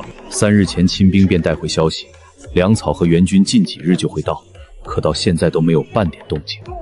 看来自己之前的猜测10有8、9是成真了。这一次，非但援军到不了，就连粮草也悬了。如今狼风口的粮草还能支撑5天，看来不得不做2手打算了啊！一方面得节省开支，另一方面则是派人去适时和周边城镇购买军粮。好在节度府一直存放了一笔银子在我这里，用于奖赏战功。可北疆受战乱影响，老百姓家里的余粮也不多，就算能采买到，也不是长久之计。刚刚得到消息，1000精骑外加2000汉族于5日前离开沃纳城大营，直奔狼营口而来。而且这次领兵主将是霍苍狼，此人同为拓跋烈麾下7大战将，且位列第3。最主要的是，他父亲霍怀恩本是周人将领。霍怀恩原为云州都尉，正元17年携朔方部防图叛投胡节。此人精兵法，投敌之后便被任命为南征先锋，连破北境13城。如今援军肯定是指望不上了，现在唯一能做的便是做好充足的战前准备，靠着500人死守。按照敌军当前的行军速度，最迟3日便会抵达狼风口。诸位觉得这一仗应该怎么打？守城战每年都会发生很多次，能想到的方法基本上都用过了。像上次基伯达这一招请军入瓮算是一个奇招，但这样的战术只能用1次，第2次就不灵了。基伯达，你说说看。除了死守，我也想不到其他办法。没援军，没粮草，500军卒对3000精锐，可想而知这一战有多艰难。别的不说，对方哪怕是耗，也能耗得我们使尽粮道。校尉大人，卑职有句话不知当讲不当讲。老五，大家都是出生入死的兄弟，有什么话直说无妨。校尉大人，咱们几百号兄弟在这里拼命死守，人家却对咱们的生死不管不顾，真的值吗？我知道大家心里都在想什么，我更清楚。如今的大周，权臣当道，军权旁落，天子早已被架空，地方更是士卒林立，乡绅遍地。无论怎么看，大周都是大厦将倾，气数将尽。你们说的没错，我们在这里与敌人拼死去拼活，可节度府却冷眼旁观。估计我们全部战死狼营町，最终却连为我们收尸的人都没有。我也觉得不值。可你们有没有想过，我们露宿风雪，镇守国门，不仅仅是为了龙椅之上那位天子，也不是为了大周皇族，更不是为了那些自诩中流的世家豪门，而是为了关内千万黎胜，为了种族血脉。我们可以弃城而逃，可狼风口的百姓呢？他们怎么办？如果大周所有将士都跟我们一样不战而逃，天下百姓将沦为胡杰人的刀下亡魂，万里香河将会承载胡活贼马蹄之下的碎片。届时神州陆沉，山河破碎，社稷丘墟，生灵涂炭。届时被残忍杀害的无辜百姓中，必然有我们的父母妻儿。被踏碎的不仅仅是万里清月，还有我们民族之脊梁。诸位，如果狼风口注定守不住，就让胡贼踏着我们的尸体入关。校尉大人说得对，胡贼想要入关，除非踏着我们的尸头进来。男子汉大丈夫，何惧一死？更何况能与兄弟们死在一起，也算是死得其所。不用想也知道，肯定是张怀安在从中作梗。就算陈振香亲自去漠北要兵要粮都没用。对方表面答应，可私底下以各种借口拖延个10天半月，狼风口根本拖不起。别的不说，这几百号人每天吃的就是一个大难题。正所谓兵马未动，粮草先行，连军粮都没有，还谈什么守城？我去漠北。张瑞安之所以处处刁难，都是因为我去见他，看能否化解这场矛盾。眼下这也是唯一的办法了。你想干什么？你知不知道，一旦到了漠北，张怀安随时都能要你的命。我知道，张怀安想要我的命，给刘武报仇，但我总得试一试。而且他想要我的命也不是那么容易。不行，你要是有个三长两短，我怎么跟小茹交代？放心，这次我自己跟他说。昔年定远侯36骑定西域，今日我鸡伯大达独闯节度府。从现在开始，梁老哥担任务标标长，秦小根顶替你的位置。标长，那你呢？标长，那张大人明显是不怀好意，你一个人去节度府太危险了。要不我带几个兄弟陪你一起去？狼风口大战在即，正是用人之际，而且对方真要杀我，就算把狼风口这500人全部带上，都无济于事。你们记住，此战关乎民族的生死存亡，一旦狼风口失守，胡解铁骑将长驱直入，马踏中原，到那时候，整个北京都将生灵涂炭，民不聊生。自从将小石头带回来之后，这个小院更像一个家了。只可惜这小家伙一直闷闷不乐，动不动就坐在那里发呆，连苏清燕也没有好的办法。相公可是觉得这饭菜不合口味？娘子的手艺越来越好了，怎会不合口味？那我看相公似乎右口不佳，可是有心事？我要去一趟节度府，想办法要来粮草和援军，为狼营口解围。父亲说过，大丈夫生于天地之间，当有所为，有所必为。娘子，如果我未能要来援军，狼营口若是失守，相公，小茹本是戴罪之身，没有死在发配之路上，已是上天眷顾。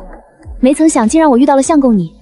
虽然我们相处不足孤月，却是小茹心中最幸福的时光。如果狼烟口真的守不住，那小荣便与相公一起共赴黄泉，来世再做夫妻。小石头，我要出门一趟，家里就剩你一个男人，你可得保护好你婶婶。好。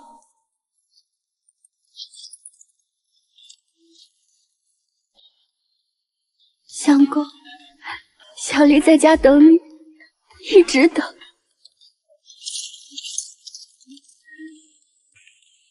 下官求见张大人。您稍等，小人去通报给张大人。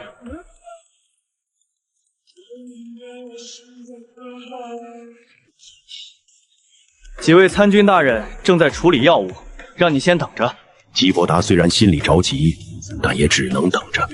请问张大人那边还在处理要务吗？几位参军大人已经回去休息了，要不你还是明天来吧。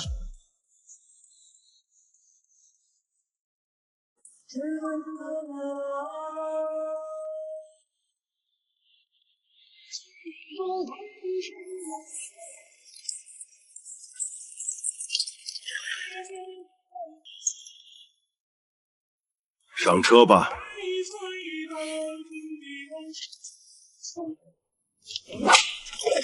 我知道你是为粮草和援兵而来。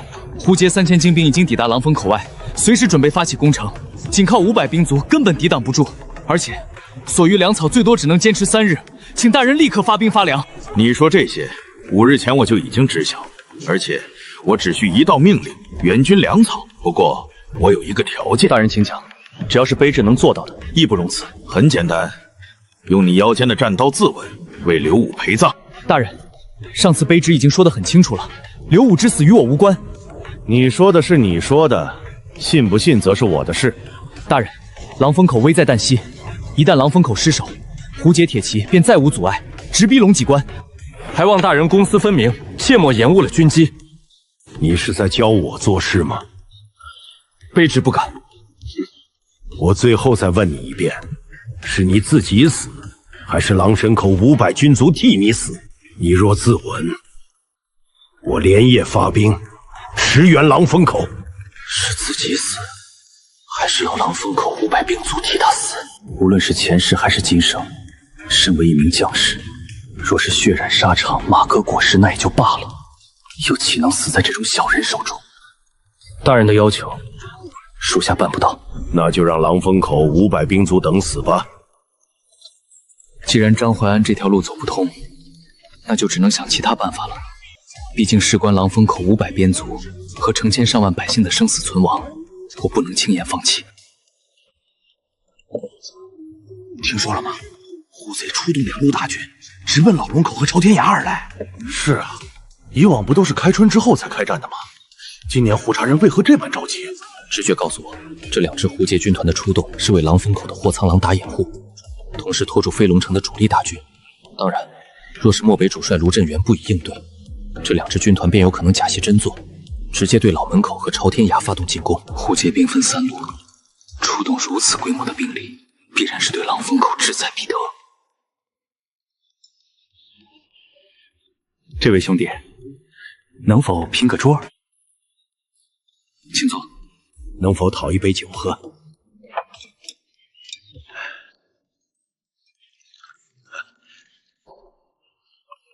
这位兄弟似乎有些心事，不知能否对我这个萍水相逢之人说道一二。见小兄弟披甲执刀，定是边军士卒，深夜独酌，莫不是思乡心切？国若不存，家乡何在？国若不存，家乡何在？寥寥8个字，却让我反复咀嚼。如此简单的道理，可偌大的帝国，满朝文武，又有几人真正明白？想不到小兄弟也是读书人，我真是看走眼了。先生莫要折煞我了，我不过是比普通人多读了几本书，算不得读书人。在下姓叶，青州人士，在下求学之时，顺带学了些占卜之术。既然小兄弟请我喝了酒，那我就送你一卦，或许能帮你指条明路。还望先生指点迷津。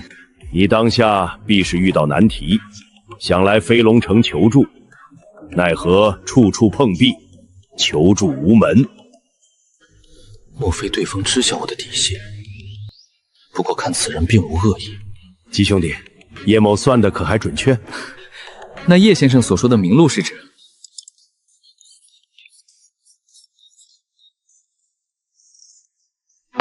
季兄弟，叶某告辞。谋事在人，成事在天，后会有期。明日午时，5里亭。看来对方极有可能来自节度府。至于对方为何指点自己，我目前还猜不到。当然，我也不是没想过对方会对我不利。可思来想去，整个节度府就只有张怀安想要自己死。但以张怀安那高高在上的姿态，肯定不会多此一举。毕竟在他的眼里，我不过是一只蝼蚁。他不会亲自动手，而是让自己主动赴死。齐伯达兄弟，真的是你！原来正是昨日领自己到节度府的校尉江晓。校尉大人，我们又见面了。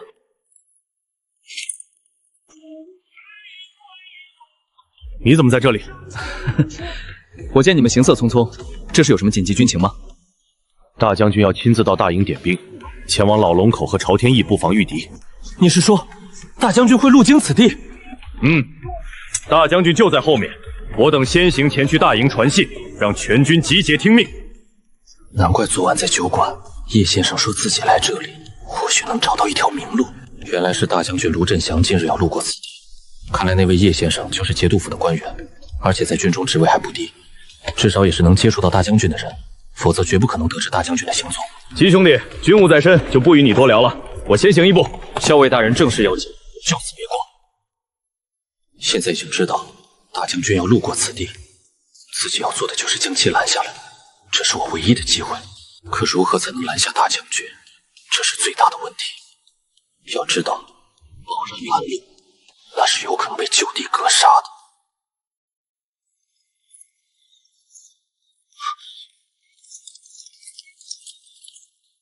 居然是张怀安！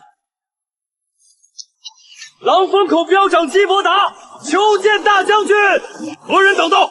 速速闪开！找死！没想到这小子竟然找到了这里。你是何人的部下？竟敢拦大将军的路？想死吗？竟是叶先生，果然如自己猜测那般，他果然是大将军身边之人。从衣着来看，应该跟张怀安一样，都是大将军麾下的参军。绝不能让这小子见到大将军。樊校尉，此人来历不明，以下犯上，定是心怀不轨，速速拿下！慢着，大将军，此人怕是要对你不利，切莫靠近。老夫征战半生，什么刀山火海没趟过？区一个少年，又何责倒栽？你是何人？属下狼风口陈振江麾下镖长姬伯达，求见大将军。前不久，我似乎在寝宫簿上见到过这个名字，不是连杀胡界2名主将的那小子吗？你可知延误军机该当何罪？情况紧急，属下也是迫不得已。带他去大营。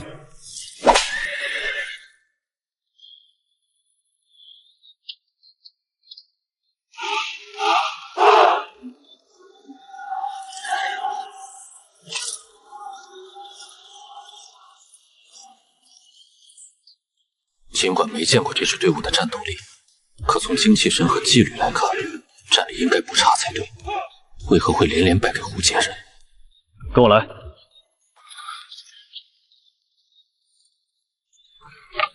虽然自己见到了大将军，但能否借到援兵和粮草还是一个未知数。最主要的是，待在这个人生地不熟的地方，我始终觉得内心不安。以张怀安的能力，只需略施手段，便可让自己万劫不复。不行，我不能坐以待毙。既然猜不到张怀安会用什么手段，那最好的办法就是把自己从明处引入暗中。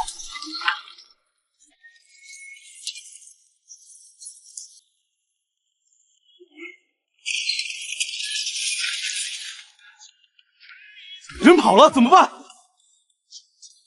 我去禀告张大人，你们赶紧快使许多帮我去找。是。站住！站住！不知道这2人为何追自己，但肯定不是好事。整个北疆大营，想要对自己不利的，也就只有张怀安，自己绝不能落入他的手中。站住！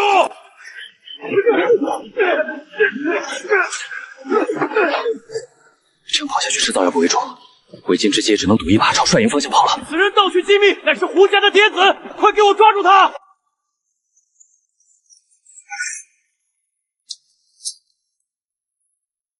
给我拿下！住手！叶大人，此人乃是胡界人的嫡子，盗取机密被我等发现，正要将其拿下。嫡子都摸进漠北营来了。樊校尉马上去查实，今日是何人值守，全员问斩。如果证明他不是嫡子，罗校尉是不是要给个说法？这下子完了，不仅把张大人交代的事情搞砸了，自己还惹了一身骚。樊校尉，把人带走。是。季兄弟，我可是又救了你一次啊！多谢叶先生出手相救。跟你开个玩笑，你还当真了？走，我带你见大将军去。季镖长，你且在门外稍后。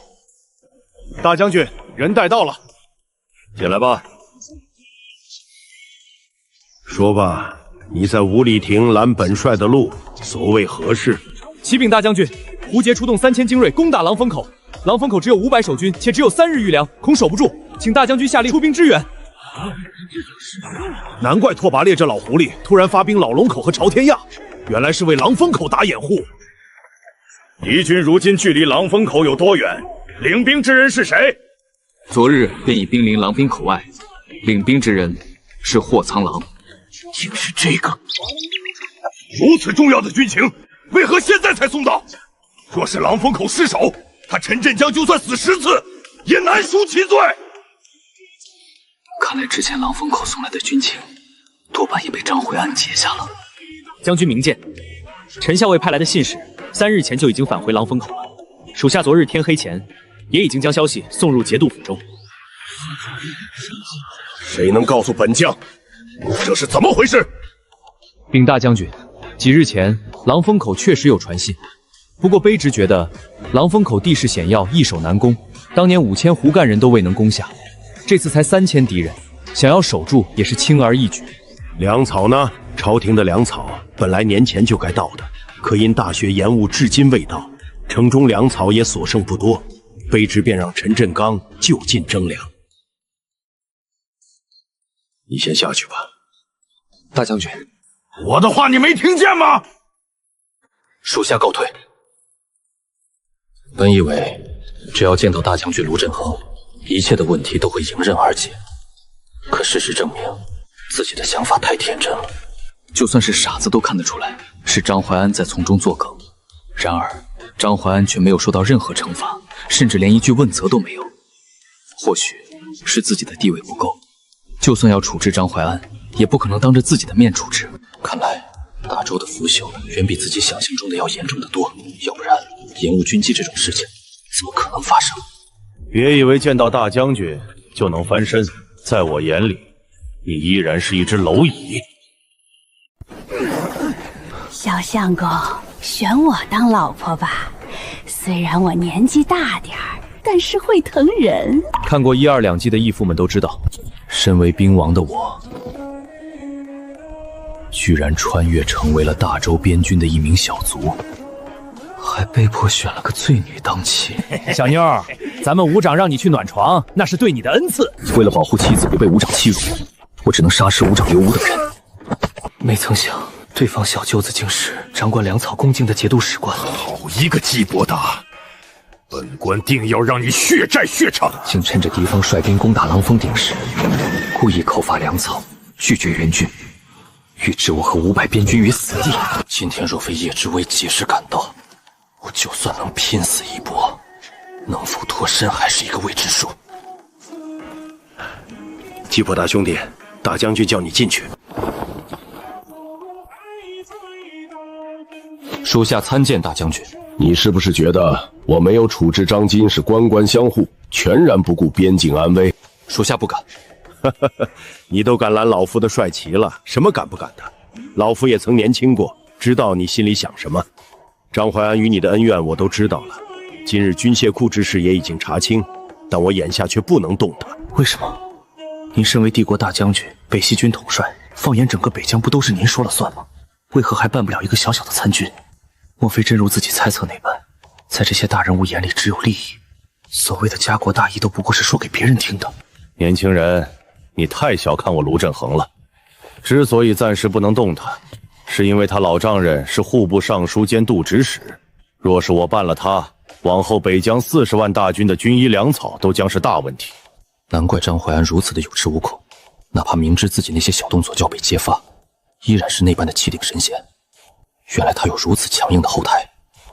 粮草的事情我已经让叶之威去办了，你无需担心。不过胡杰对老龙口和朝天崖各发兵2万，其他地方同样也在暗中集结兵马，我已经抽不出兵力援助狼风口了。看来注定是没有援军了。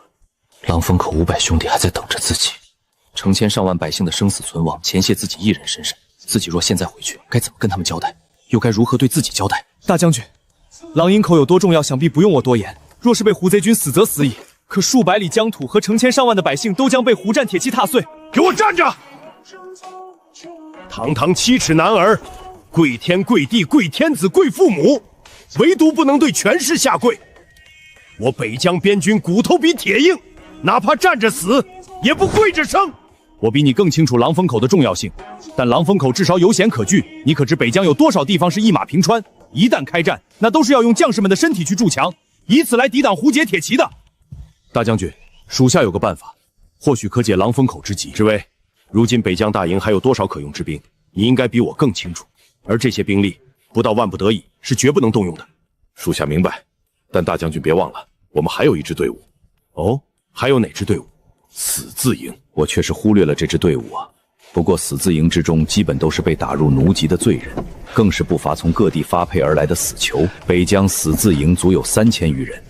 平时死字营军奴大多都在从事劳作，或是修补城墙，或是搬运物资，而且大多数时候都是吃不饱的，过着苟延残喘的日子。最主要的是，一旦开战，这些军奴就会被派往战场充当炮灰，往往攻城战便是这些军奴最先上，也算是让这些戴罪之人发挥最后一点作用。可这些军奴一旦脱离了北疆大营，就等同于离开了牢笼，谁还能管住他们？不行，死字营之中不乏穷凶极恶之仆，一旦脱困，恐出祸患。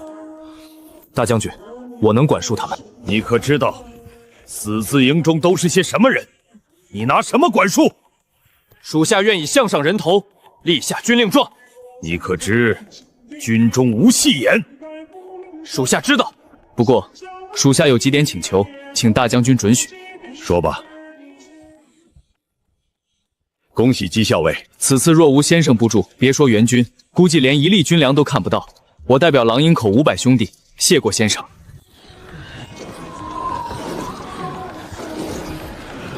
我需要1000人，随我一起去杀敌。我无法保证你们跟着我去都能活着回来，但我可以拍着胸脯告诉你们，只要跟我去，无论生死，往后你们都将解除奴籍，堂堂正正做人。解除奴籍？这自己没听错吧？这位将军，你说的可是真的？我不是将军，1个时辰前我还只是一位彪长，刚被卢帅提为校尉。不过我刚才的话却是卢帅亲口允诺的，不信你们可以问卢帅身边的参军叶大人。卢帅确实答应了，只不过有一个条件，那就是你们必须全程听从姬校尉的命令，若有不从者，全员问斩。好，我们跟你干，大不了就是一死，只要活下来就能翻身。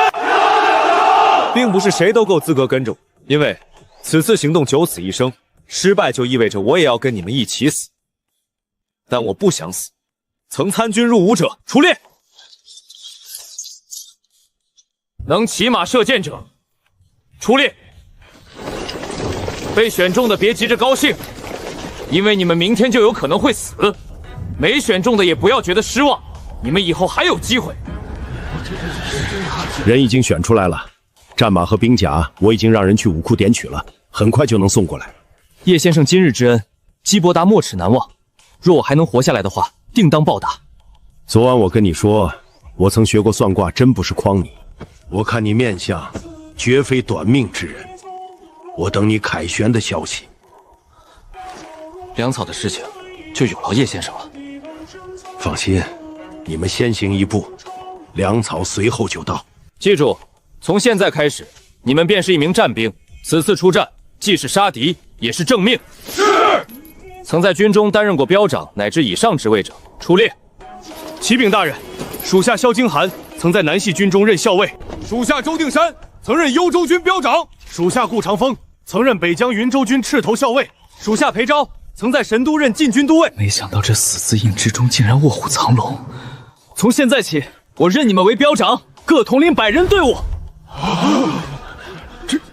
这就直接当彪长了？不用惊讶，我让你们当彪长是对你们的信任和对你们能力的肯定。有什么本事都使出来，要是觉得自己当不了这个彪长，趁早让位置。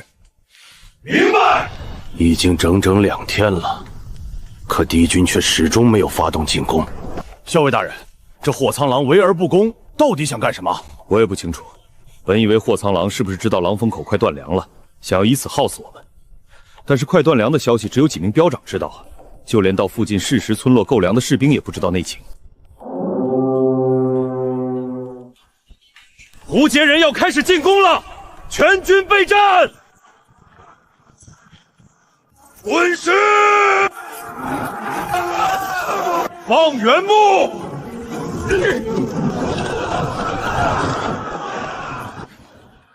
虽说这是胡杰人惯用的进攻方式，可这次对方的主将可是大周叛将霍苍狼，他比胡杰人更了解周军的防守手段，不可能没有应对之策才对啊！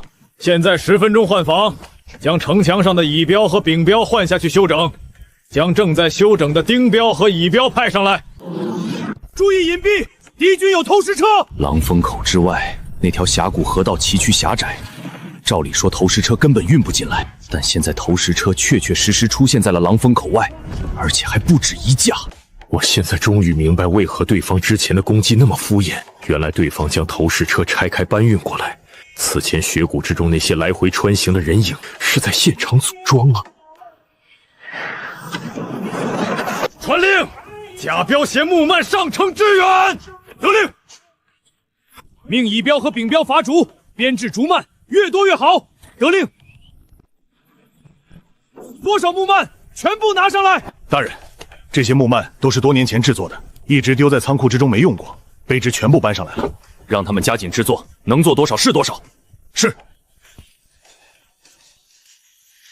看来对方应该有5架投石车，而且距离城墙足有400步的距离，弓箭根本够不到。梁铁山，属下在。带几个人去把那架床弩搬上来。是。这东西的射程可达400余步，如今也只能靠它进行反击了。成功了，再来！只可惜，整个狼风口就这1架床弩，要不然完全可以压制对方的投石车。但是库房之中库存的弩箭只有不到200支，按照每次使用3根，用几十次就会耗尽。给我杀！杀死这些入侵者，为兄弟们报仇！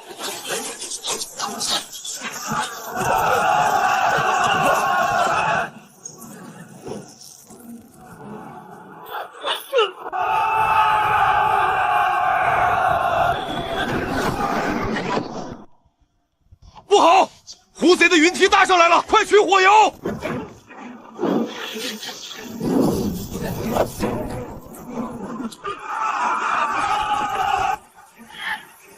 熊广，带人去城门方向支援。是。尽管在开战之前，我就让人用巨石将城门甬道堵死，可一旦对方撞碎城门，便可以疏通甬道，而且这个过程完全处于死角，站在城墙上根本无法阻止。季伯达，你接到援军了吗？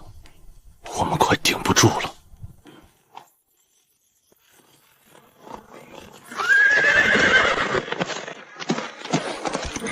校尉大人，这样急行军，很多人都吃不消了，而且就算人能坚持，战马也受不了。校尉大人，非是卑职贪生怕死，而是为大局着想。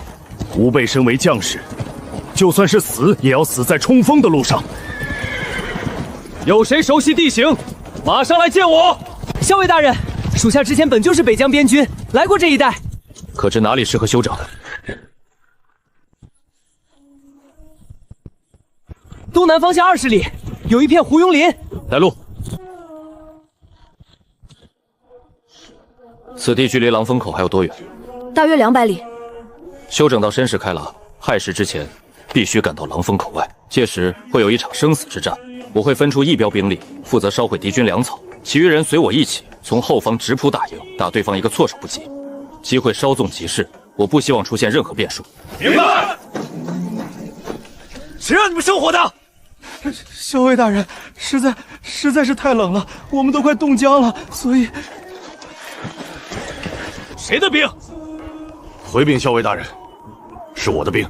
还记得出发前我说过什么吗？违反军令者斩。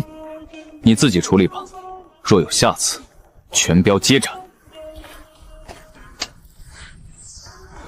标长，别杀我们，我们再也不敢了。你们可曾听过军令如山？挖个坑埋了吧，记得多放些树叶，免得他们冷。标长，东面发现一支骑兵小队，朝着这边而来，是周人还是胡杰人？太远了看不清。其他人原地隐蔽，萧金寒带几个人跟我来。是胡军人。你确定？确定。准备战斗，等对方进入100步范围再放箭，放倒之后迅速扑上去，以最快的速度解决战斗。用我的箭。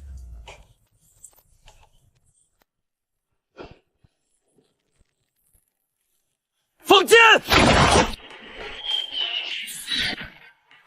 一箭射杀3人，而且箭速比我的破甲弓还要快。好箭术。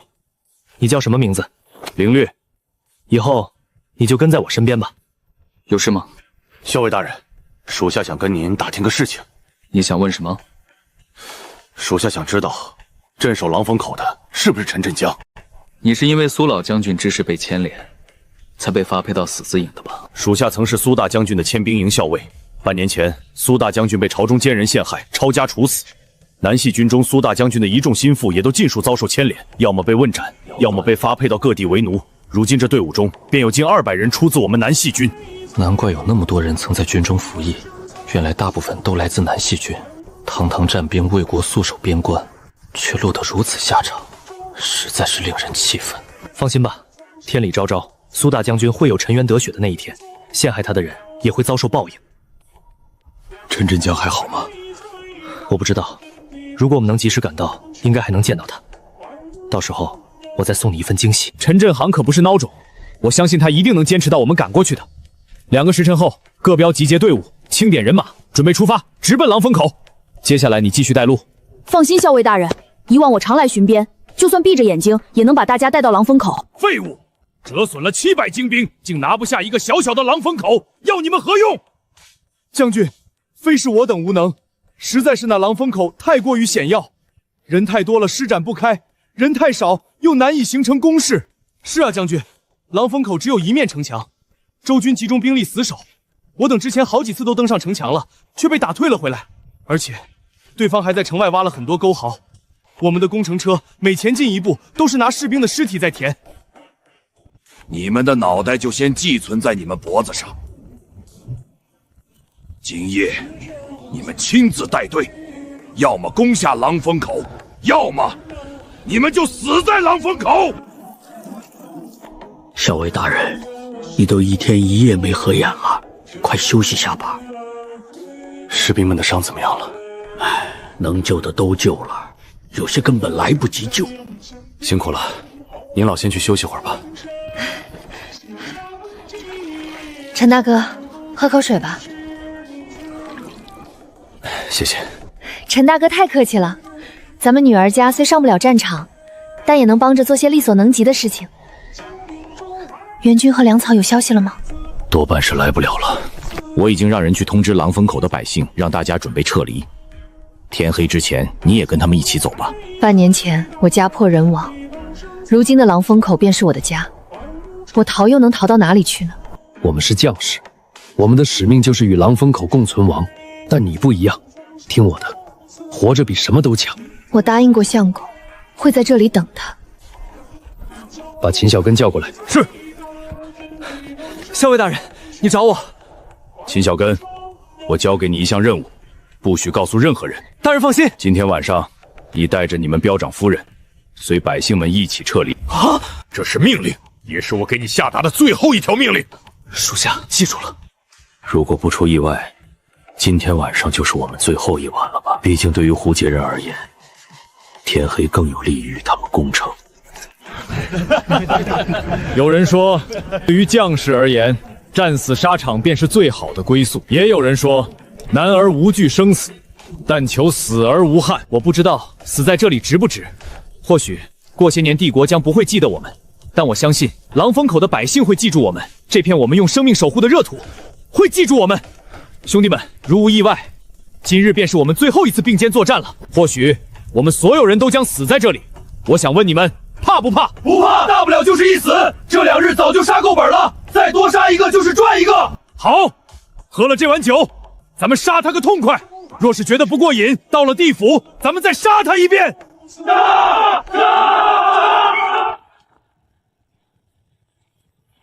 将军，周军为何士气如此高昂？莫非是援军到了？哪有什么援军，不过是走投无路之下，准备做困兽之斗罢了。勇士们，今夜之后，狼风口注定要易主，杀进去，战功、女人、银子都是你们的。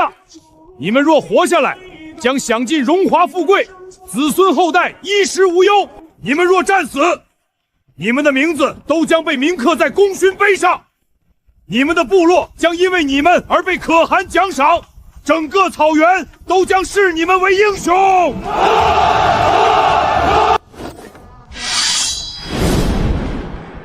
杀！放箭！火油！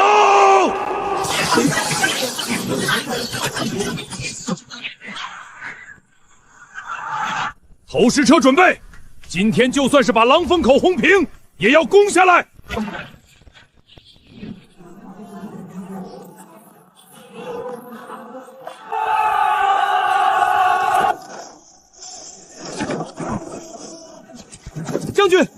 尸车该停了。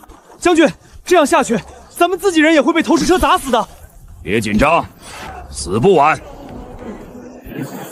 用2000精兵换狼风口，怎么算都是值得的。督战队压上去，谁敢后退，杀无赦！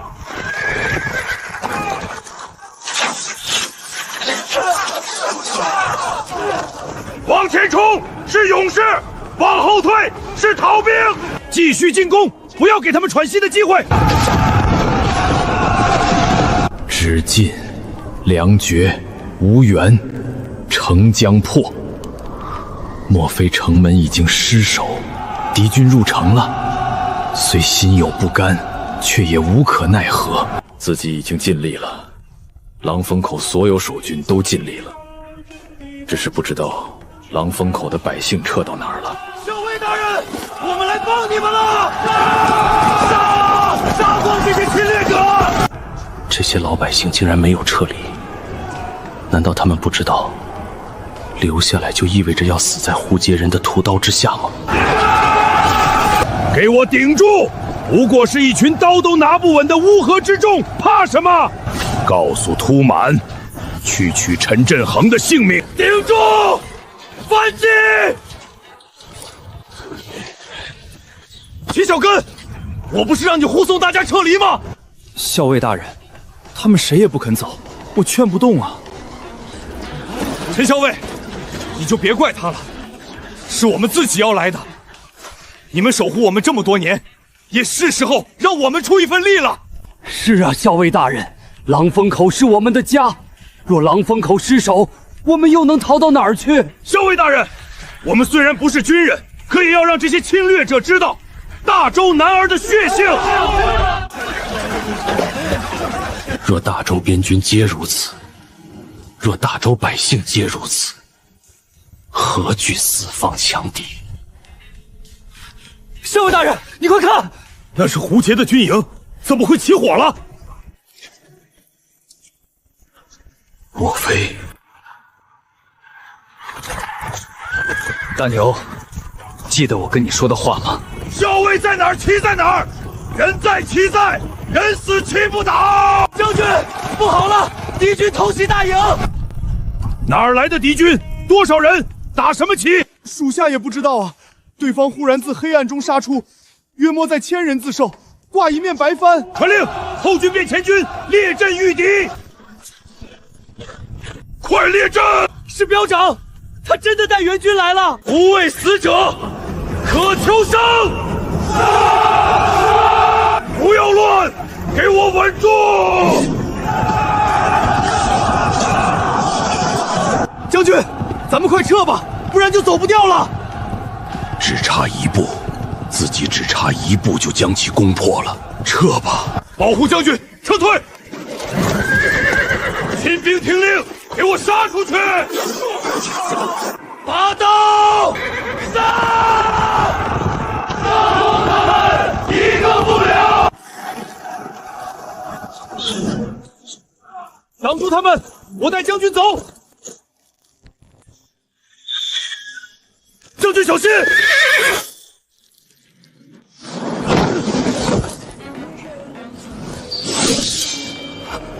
别追了，先解决战斗。狼风口守住了，太好了！胜了，我们胜利了！我就知道你一定会来的。还好我赶到了。把战马杀了，给兄弟们做饭。军粮还没到吗？昨晚就已经是颗粒不剩了。本想让兄弟们吃顿饱饭，然后一起上路。不应该啊！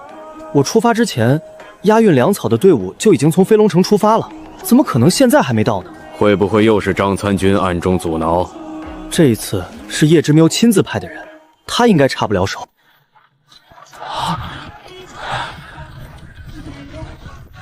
陈校尉，我是节度府运粮官郑远，第一批军粮已经到了。3日前叶先生便已经派你们出发，为何粮草现在才到？二位大人恕罪，我等在途中遭遇了响马，运粮的马车全部被毁了，还死伤了不少兄弟，只能靠人力先扛一些来应急，这才耽误了时间。北疆早期确实有响马出没，但这些马贼从不敢挑衅边军，更别说是劫军粮这种事情了。而且近些年边军多次剿匪，那些响马要么被剿灭，要么闻风而逃，去其他地方讨生活了。辛苦了，校尉大人言重了。相比起你们与敌人厮杀，我们这点苦算得了什么？我得带人赶回去，把剩下的粮草运过来。耿忠，带一批兄弟去帮忙运粮。是，校尉大人。你们刚打完仗都还没休息一下，让我召集一些乡亲去帮忙运粮吧。上阵杀敌我们不行，但运粮我们还是没问题的。是啊，校尉大人，你就让大家休息一下吧，你们太累了，而且很多人都还带着伤。那就多谢乡亲们了。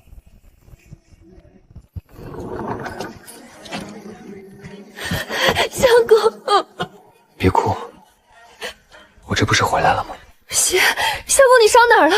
快让我看看。我没事，这些都是敌人的血。相公肯定饿坏了吧？我给你做好了饭。叔叔，你杀了多少个狐贼？叔叔也记不得了。你跟婶婶在家有没有害怕呀？小石头不怕。小石头可勇敢了，这2日我去救助伤员，小石头全程帮我打下手呢。小石头真棒。我睡了多久？现在5时刚过，相公都睡了1天1夜了。相公，你没事吧？没事，睡太久了，有些晕。校尉大人呢？他去城墙上了。这么早就醒了？睡不着，闭上眼睛就是喊杀声，做梦都是兄弟们倒在血泊中的惨烈场景。能想象当时的战斗有多惨烈，2日3夜的鏖战，换谁都会精神崩溃。这一仗折了多少弟兄？刚刚才统计出来，战死213人，68人终身残疾，54人失去战力，剩下的160多人个个带伤。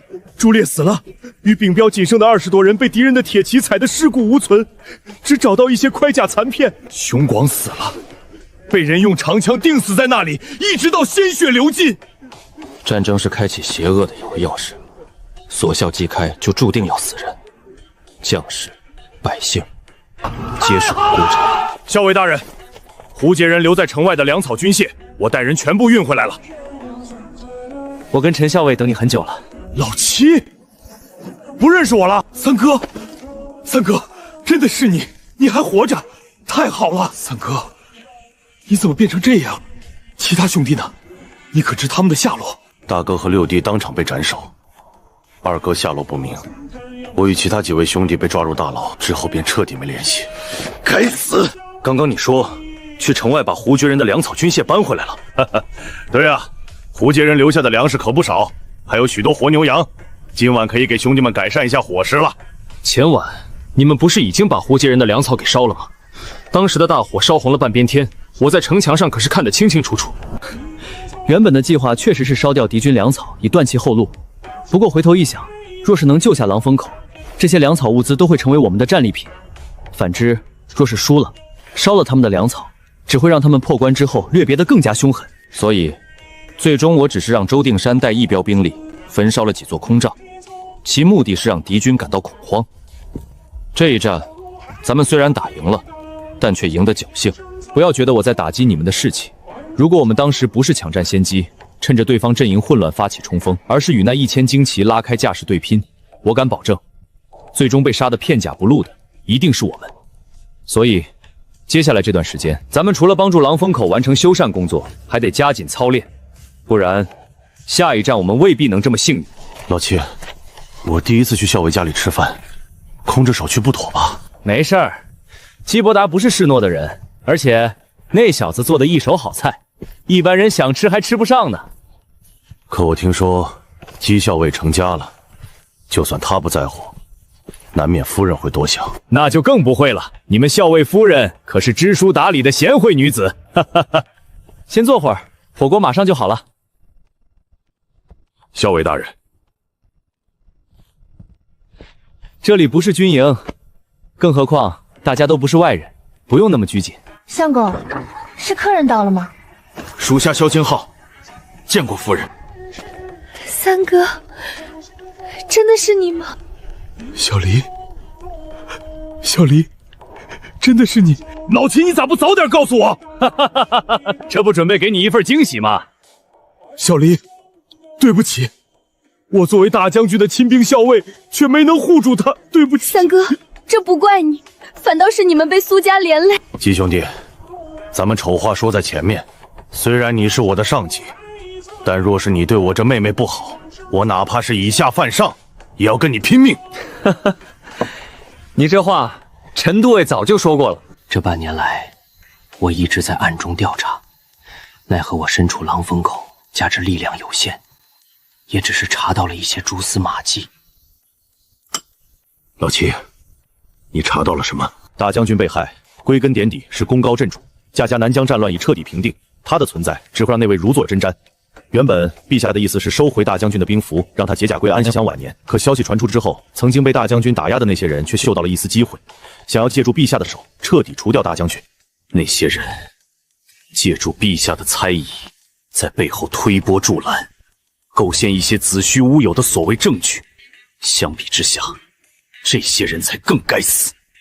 可是那千面异不仅是他，偌大的朝堂之上，有近半数人都巴不得苏家军土崩瓦解。事后我也怀疑苏家军里是不是出了内鬼。起初我也只是猜测，但我越想越觉得可能性很大。给大将军定的罪名中，有几条都涉及南细军机密，除非是苏家军的核心成员，否则根本接触不到。而且之后朝廷派人轻而易举便接管苏家军，若没有人从中配合，绝不可能那么顺利。想要给大将军翻案，仅凭你我二人，根本没希望。别忘了，还有我们。对，还有我们。非是我长他人志气，大将军执掌南细军，可在皇权面前依然是如此渺小，一道圣旨便让他入宫受缚。是啊，强如大将军在皇权面前依旧如此，我们想要报仇又谈何容易？那是因为苏大将军还不够强。虽然南细军被称之为苏家军，但你们二位心里很清楚，苏大将军到底有没有彻底掌握这支军团。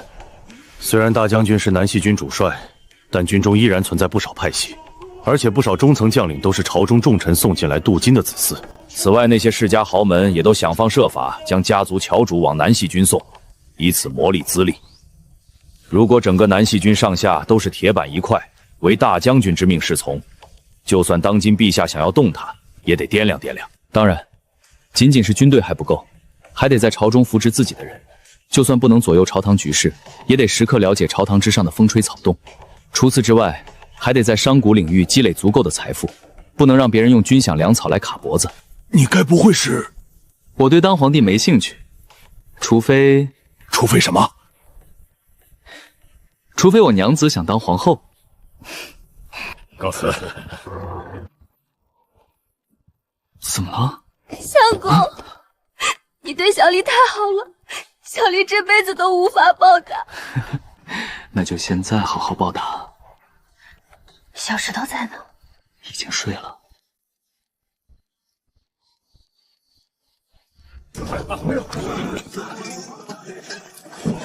怎么样？看出什么究竟没？这些新器械太过于笨拙，野外作战基本用不上，但若是用在攻城和守城上，却是绝对的利器。若是之前狼风口有足够的床弩和投石车，胡杰人别说登上城墙，就算是靠近城墙的机会都微乎其微。这床弩不对。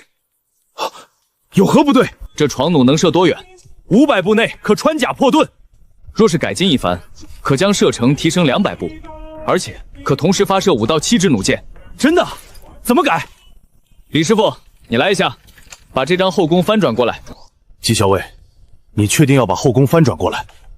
这床弩之所以能射500步，正是因为这3张弓力叠加在一起。要是把后宫翻转过来，岂不是与前宫和主宫相互拉扯？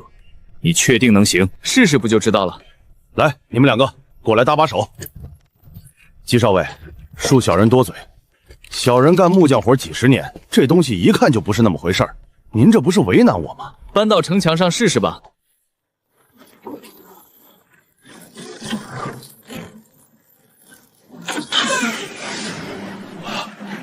快去测一下距离。是。启禀校尉大人，720步。季校尉，这是怎么回事？将后弓反过来，可以让弓弦拉得更饱满，虚力自然也就更大。此外，在射出弩箭的瞬间，弩箭先是依靠主弓和前弓的力量送出，可就在这2张弓的力量消减殆尽之时，反装的后弓开始发力，等同于第2次将力量传递到弩箭之上。这也是你从古籍上看到的？确实是在古籍上看到的。你就继续编吧。那你说这弩叫什么名字？你还别说，这次真有记载。这弩叫3弓床弩，又名8牛弩。我看是你现起的吧？不过这名字还真不错。那几架投石车也有一些弊端，如果加以改进，精度和射程都会有很大程度的提升。这个改动较大，一时半会儿说不清楚，而且我就算说清楚了，估计大家也做不出来。这样吧，我干脆把图纸画出来，大家照着做就行了。来人，笔墨伺候。各位师傅，就按照这个做吧。如果遇到问题，再请教姬校尉。见过2位大人。情况怎么样？标长找到那群劫粮的响马了，就在30里之外。不过看他们使用的兵器和行为动作，并不像响马，反倒是像什么？像边军。虽然绿林响马屡禁不止，但马贼不是傻子，怎么会在边军眼皮子底下活动？更何况北疆边境本就贫乏，没什么可抢的。但凡脑子正常，都会换一个相对富弱的地方活动。对方多少人？那群马贼住在一座土堡中，人数在40-50人左右。你去告诉萧京寒，点50名老卒随我走。是。你准备干掉他们？如果他们是普通响马，就算没有滥杀无辜，但也定然是侵扰百姓、打家劫舍，本就该杀。如果是边军，那就更该杀。你有没有想过，这件事情的背后会不会有张怀安的影子？我与他反正都撕破脸了，正所谓来而不往非礼也，也该让他知道，我姬某人不是他可以随意拿捏的。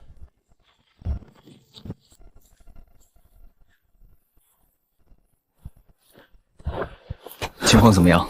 按照您的吩咐，我们的人只是远远观察，并未打草惊蛇。地形摸清楚了吗？这座土堡以前是一座军驿，已经荒废几10年了。土堡一共前后2道门，周围皆是开阔地，没有掩体。对方大约40-50人，今早有10余骑离开了土堡，至今未归。卑职发现他们使用的竟然是北系军的制式战刀，而且土堡碉楼和城墙上还设置了哨卡。种种迹象表明，他们并非普通降河，反而像是训练有素的边军。萧京寒听令，属下在。你率20人随我从正门杀入，其中10人配盾牌。是。顾长风率20人从后门杀入，后门狭窄，以刀兵为主。得令。秦小根听令，属下在。你带20游骑分散在土堡周围，谨防漏网之鱼。校尉大人，咱们要不要等晚上再行动？这土堡四周没有掩体，晚上自然是更容易靠近，但对方却占着地利之势，我们却对土堡之中的格局一无所知。无论是白天还是晚上，对于我们而言，皆是有利有弊。每一匹马上都有一个被绑住手脚的女子，无论是马贼还是边军，掳掠良家女子都该杀。现在行动，或许能救下那些被掳来的女子。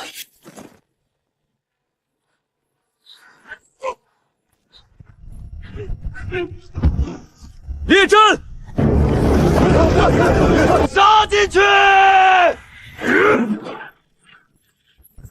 各位军爷，我等素无冒犯，为何无故发难？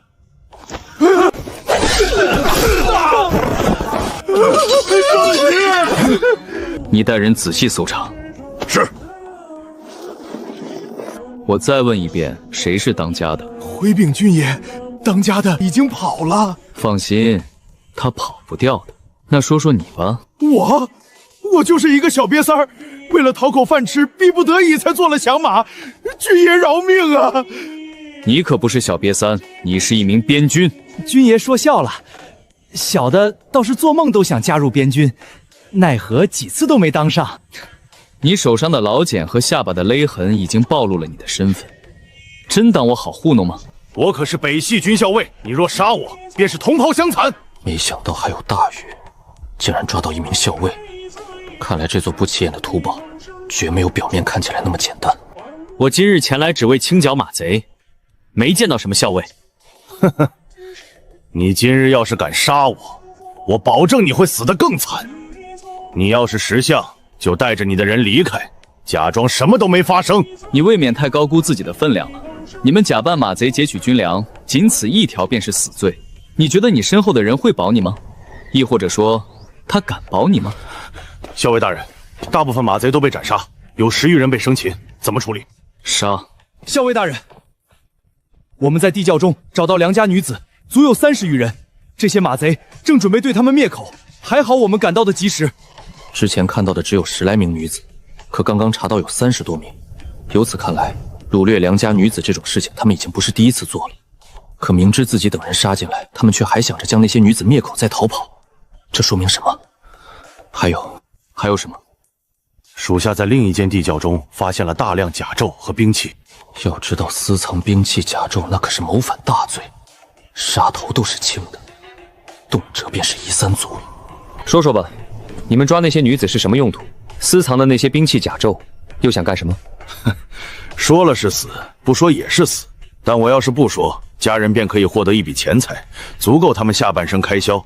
你觉得我会说吗？你说我保你活？就你基伯达不过是一个小小的校尉，放眼北疆，能一只脚把你踩死的大有人在。你拿什么保我？我用手中这把刀和我这条命保证，你若坦白交代，我保你不死。我知道，你的骨子里还是一名边军，一名守土护疆的战兵。做这种伤天害理的事情，也不是你的本意，而是因为某些原因被卷入进来，以至于无法脱身。我想堂堂正正做一名边军，镇守国门，建功立业，可现实却根本不给我机会。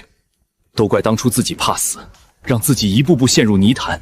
等我醒悟过来，想要后退的时候，发现身后早已经没有了退路。我死不足惜，可我家有年迈的父母，还有嗷嗷待哺的女儿，我怎么能让他们遭受牵连？基伯达心里很清楚，让一个背叛自己的信仰去做一些背道而驰的事情，是一件何等残忍的事情。3年前，我还是北西军中的一名小卒，第一次上战场，两军惨烈厮杀，鲜血飞溅的场景，直接被吓得我双腿发软。索性自作聪明，躺在死人堆里装死。本以为自己很聪明，却没想到被督战队的人一眼看穿。起来，临阵脱逃，该当何罪？当晚，我便被蒙着脑袋带到张参军营帐中。我本以为自己必死无疑，再不济也会被打入死字营。没想到张参军非但没有治我的罪，反而是提拔我为标长，成为他的亲信。你虽然犯了死罪，但本参军给你一个机会。一开始，张参军只是让我做一些无关紧要的事情，后来更是让我悄悄将兵器甲胄运到这里，之后又将一些跟我一样犯了错、本该打入死字营的军卒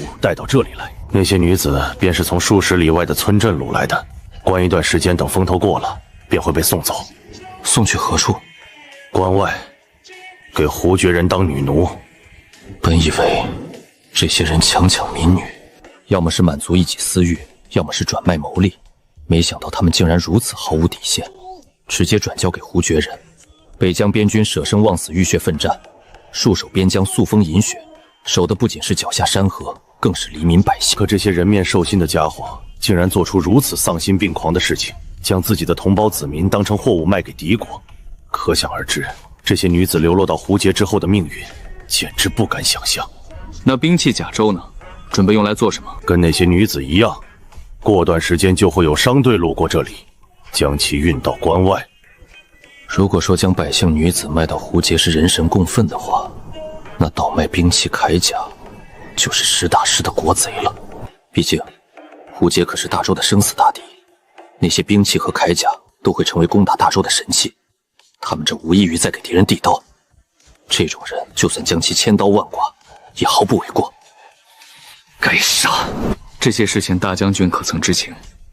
具体我也不确定，但从种种迹象表明，大将军应该不知情，要不然我们也不用这般小心翼翼。那你觉得参与这些事情的高层还有谁？这一点我确实留意过，但我的身份能接触到的机密很少，只知道在张参军背后还有一位手握实权的大人物，至于具体是谁就不得而知了。我不相信仅凭张怀安这个参军便能运作全城，总有一日我会与他们一一清算。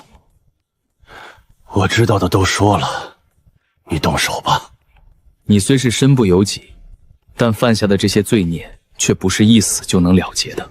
我这种人死后当下地狱，永世不得超生，死对于我而言不过是一种解脱。留着你这副躯体，杀敌赎罪吧。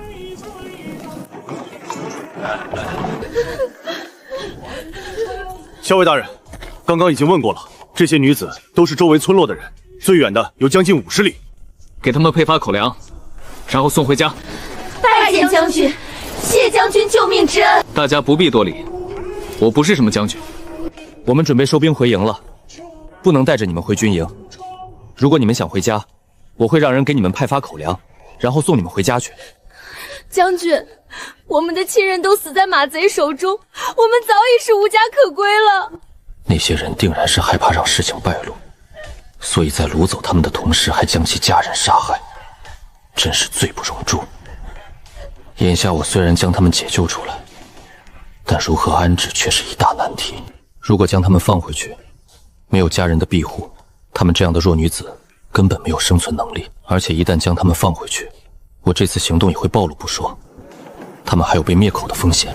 如果你们愿意，我会给你们安排吃住，条件是你们得干活。将军说的是真的吗？将军放心，只要有饭吃，我们一定卖力干活，绝不偷懒。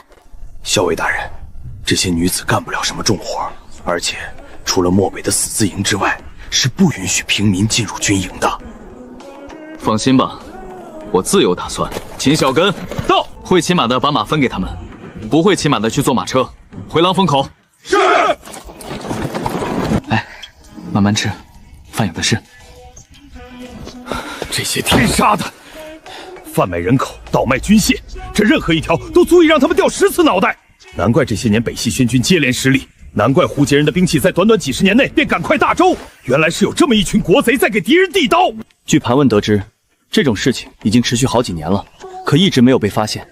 这背后绝对有一个巨大的团体，而张怀安不过是被推在明面上的人而已。此事关乎北西军的生死存亡，必须尽快禀报大将军，不可妄动。如今我们不知道北西军高层有哪些人参与到其中，如果贸然前去，说不定还没见到大将军，便已经被人给拿下了。2位校尉大人，节度府参军叶大人来了，机会来了。属下陈振江，见过叶大人。属下姬伯达，见过叶大人。一路紧赶慢赶，总算是在天黑前赶到了。好小子，我果真是没看错你，你也没让大将军失望。还得感谢叶大人，若不是你力拒，我连一兵一卒都带不走。说好的请我喝酒，今儿个你可别想赖账。大人说笑了，今晚酒管够。当初有人说你陈振香的手只会捏笔杆子，我第一个不信。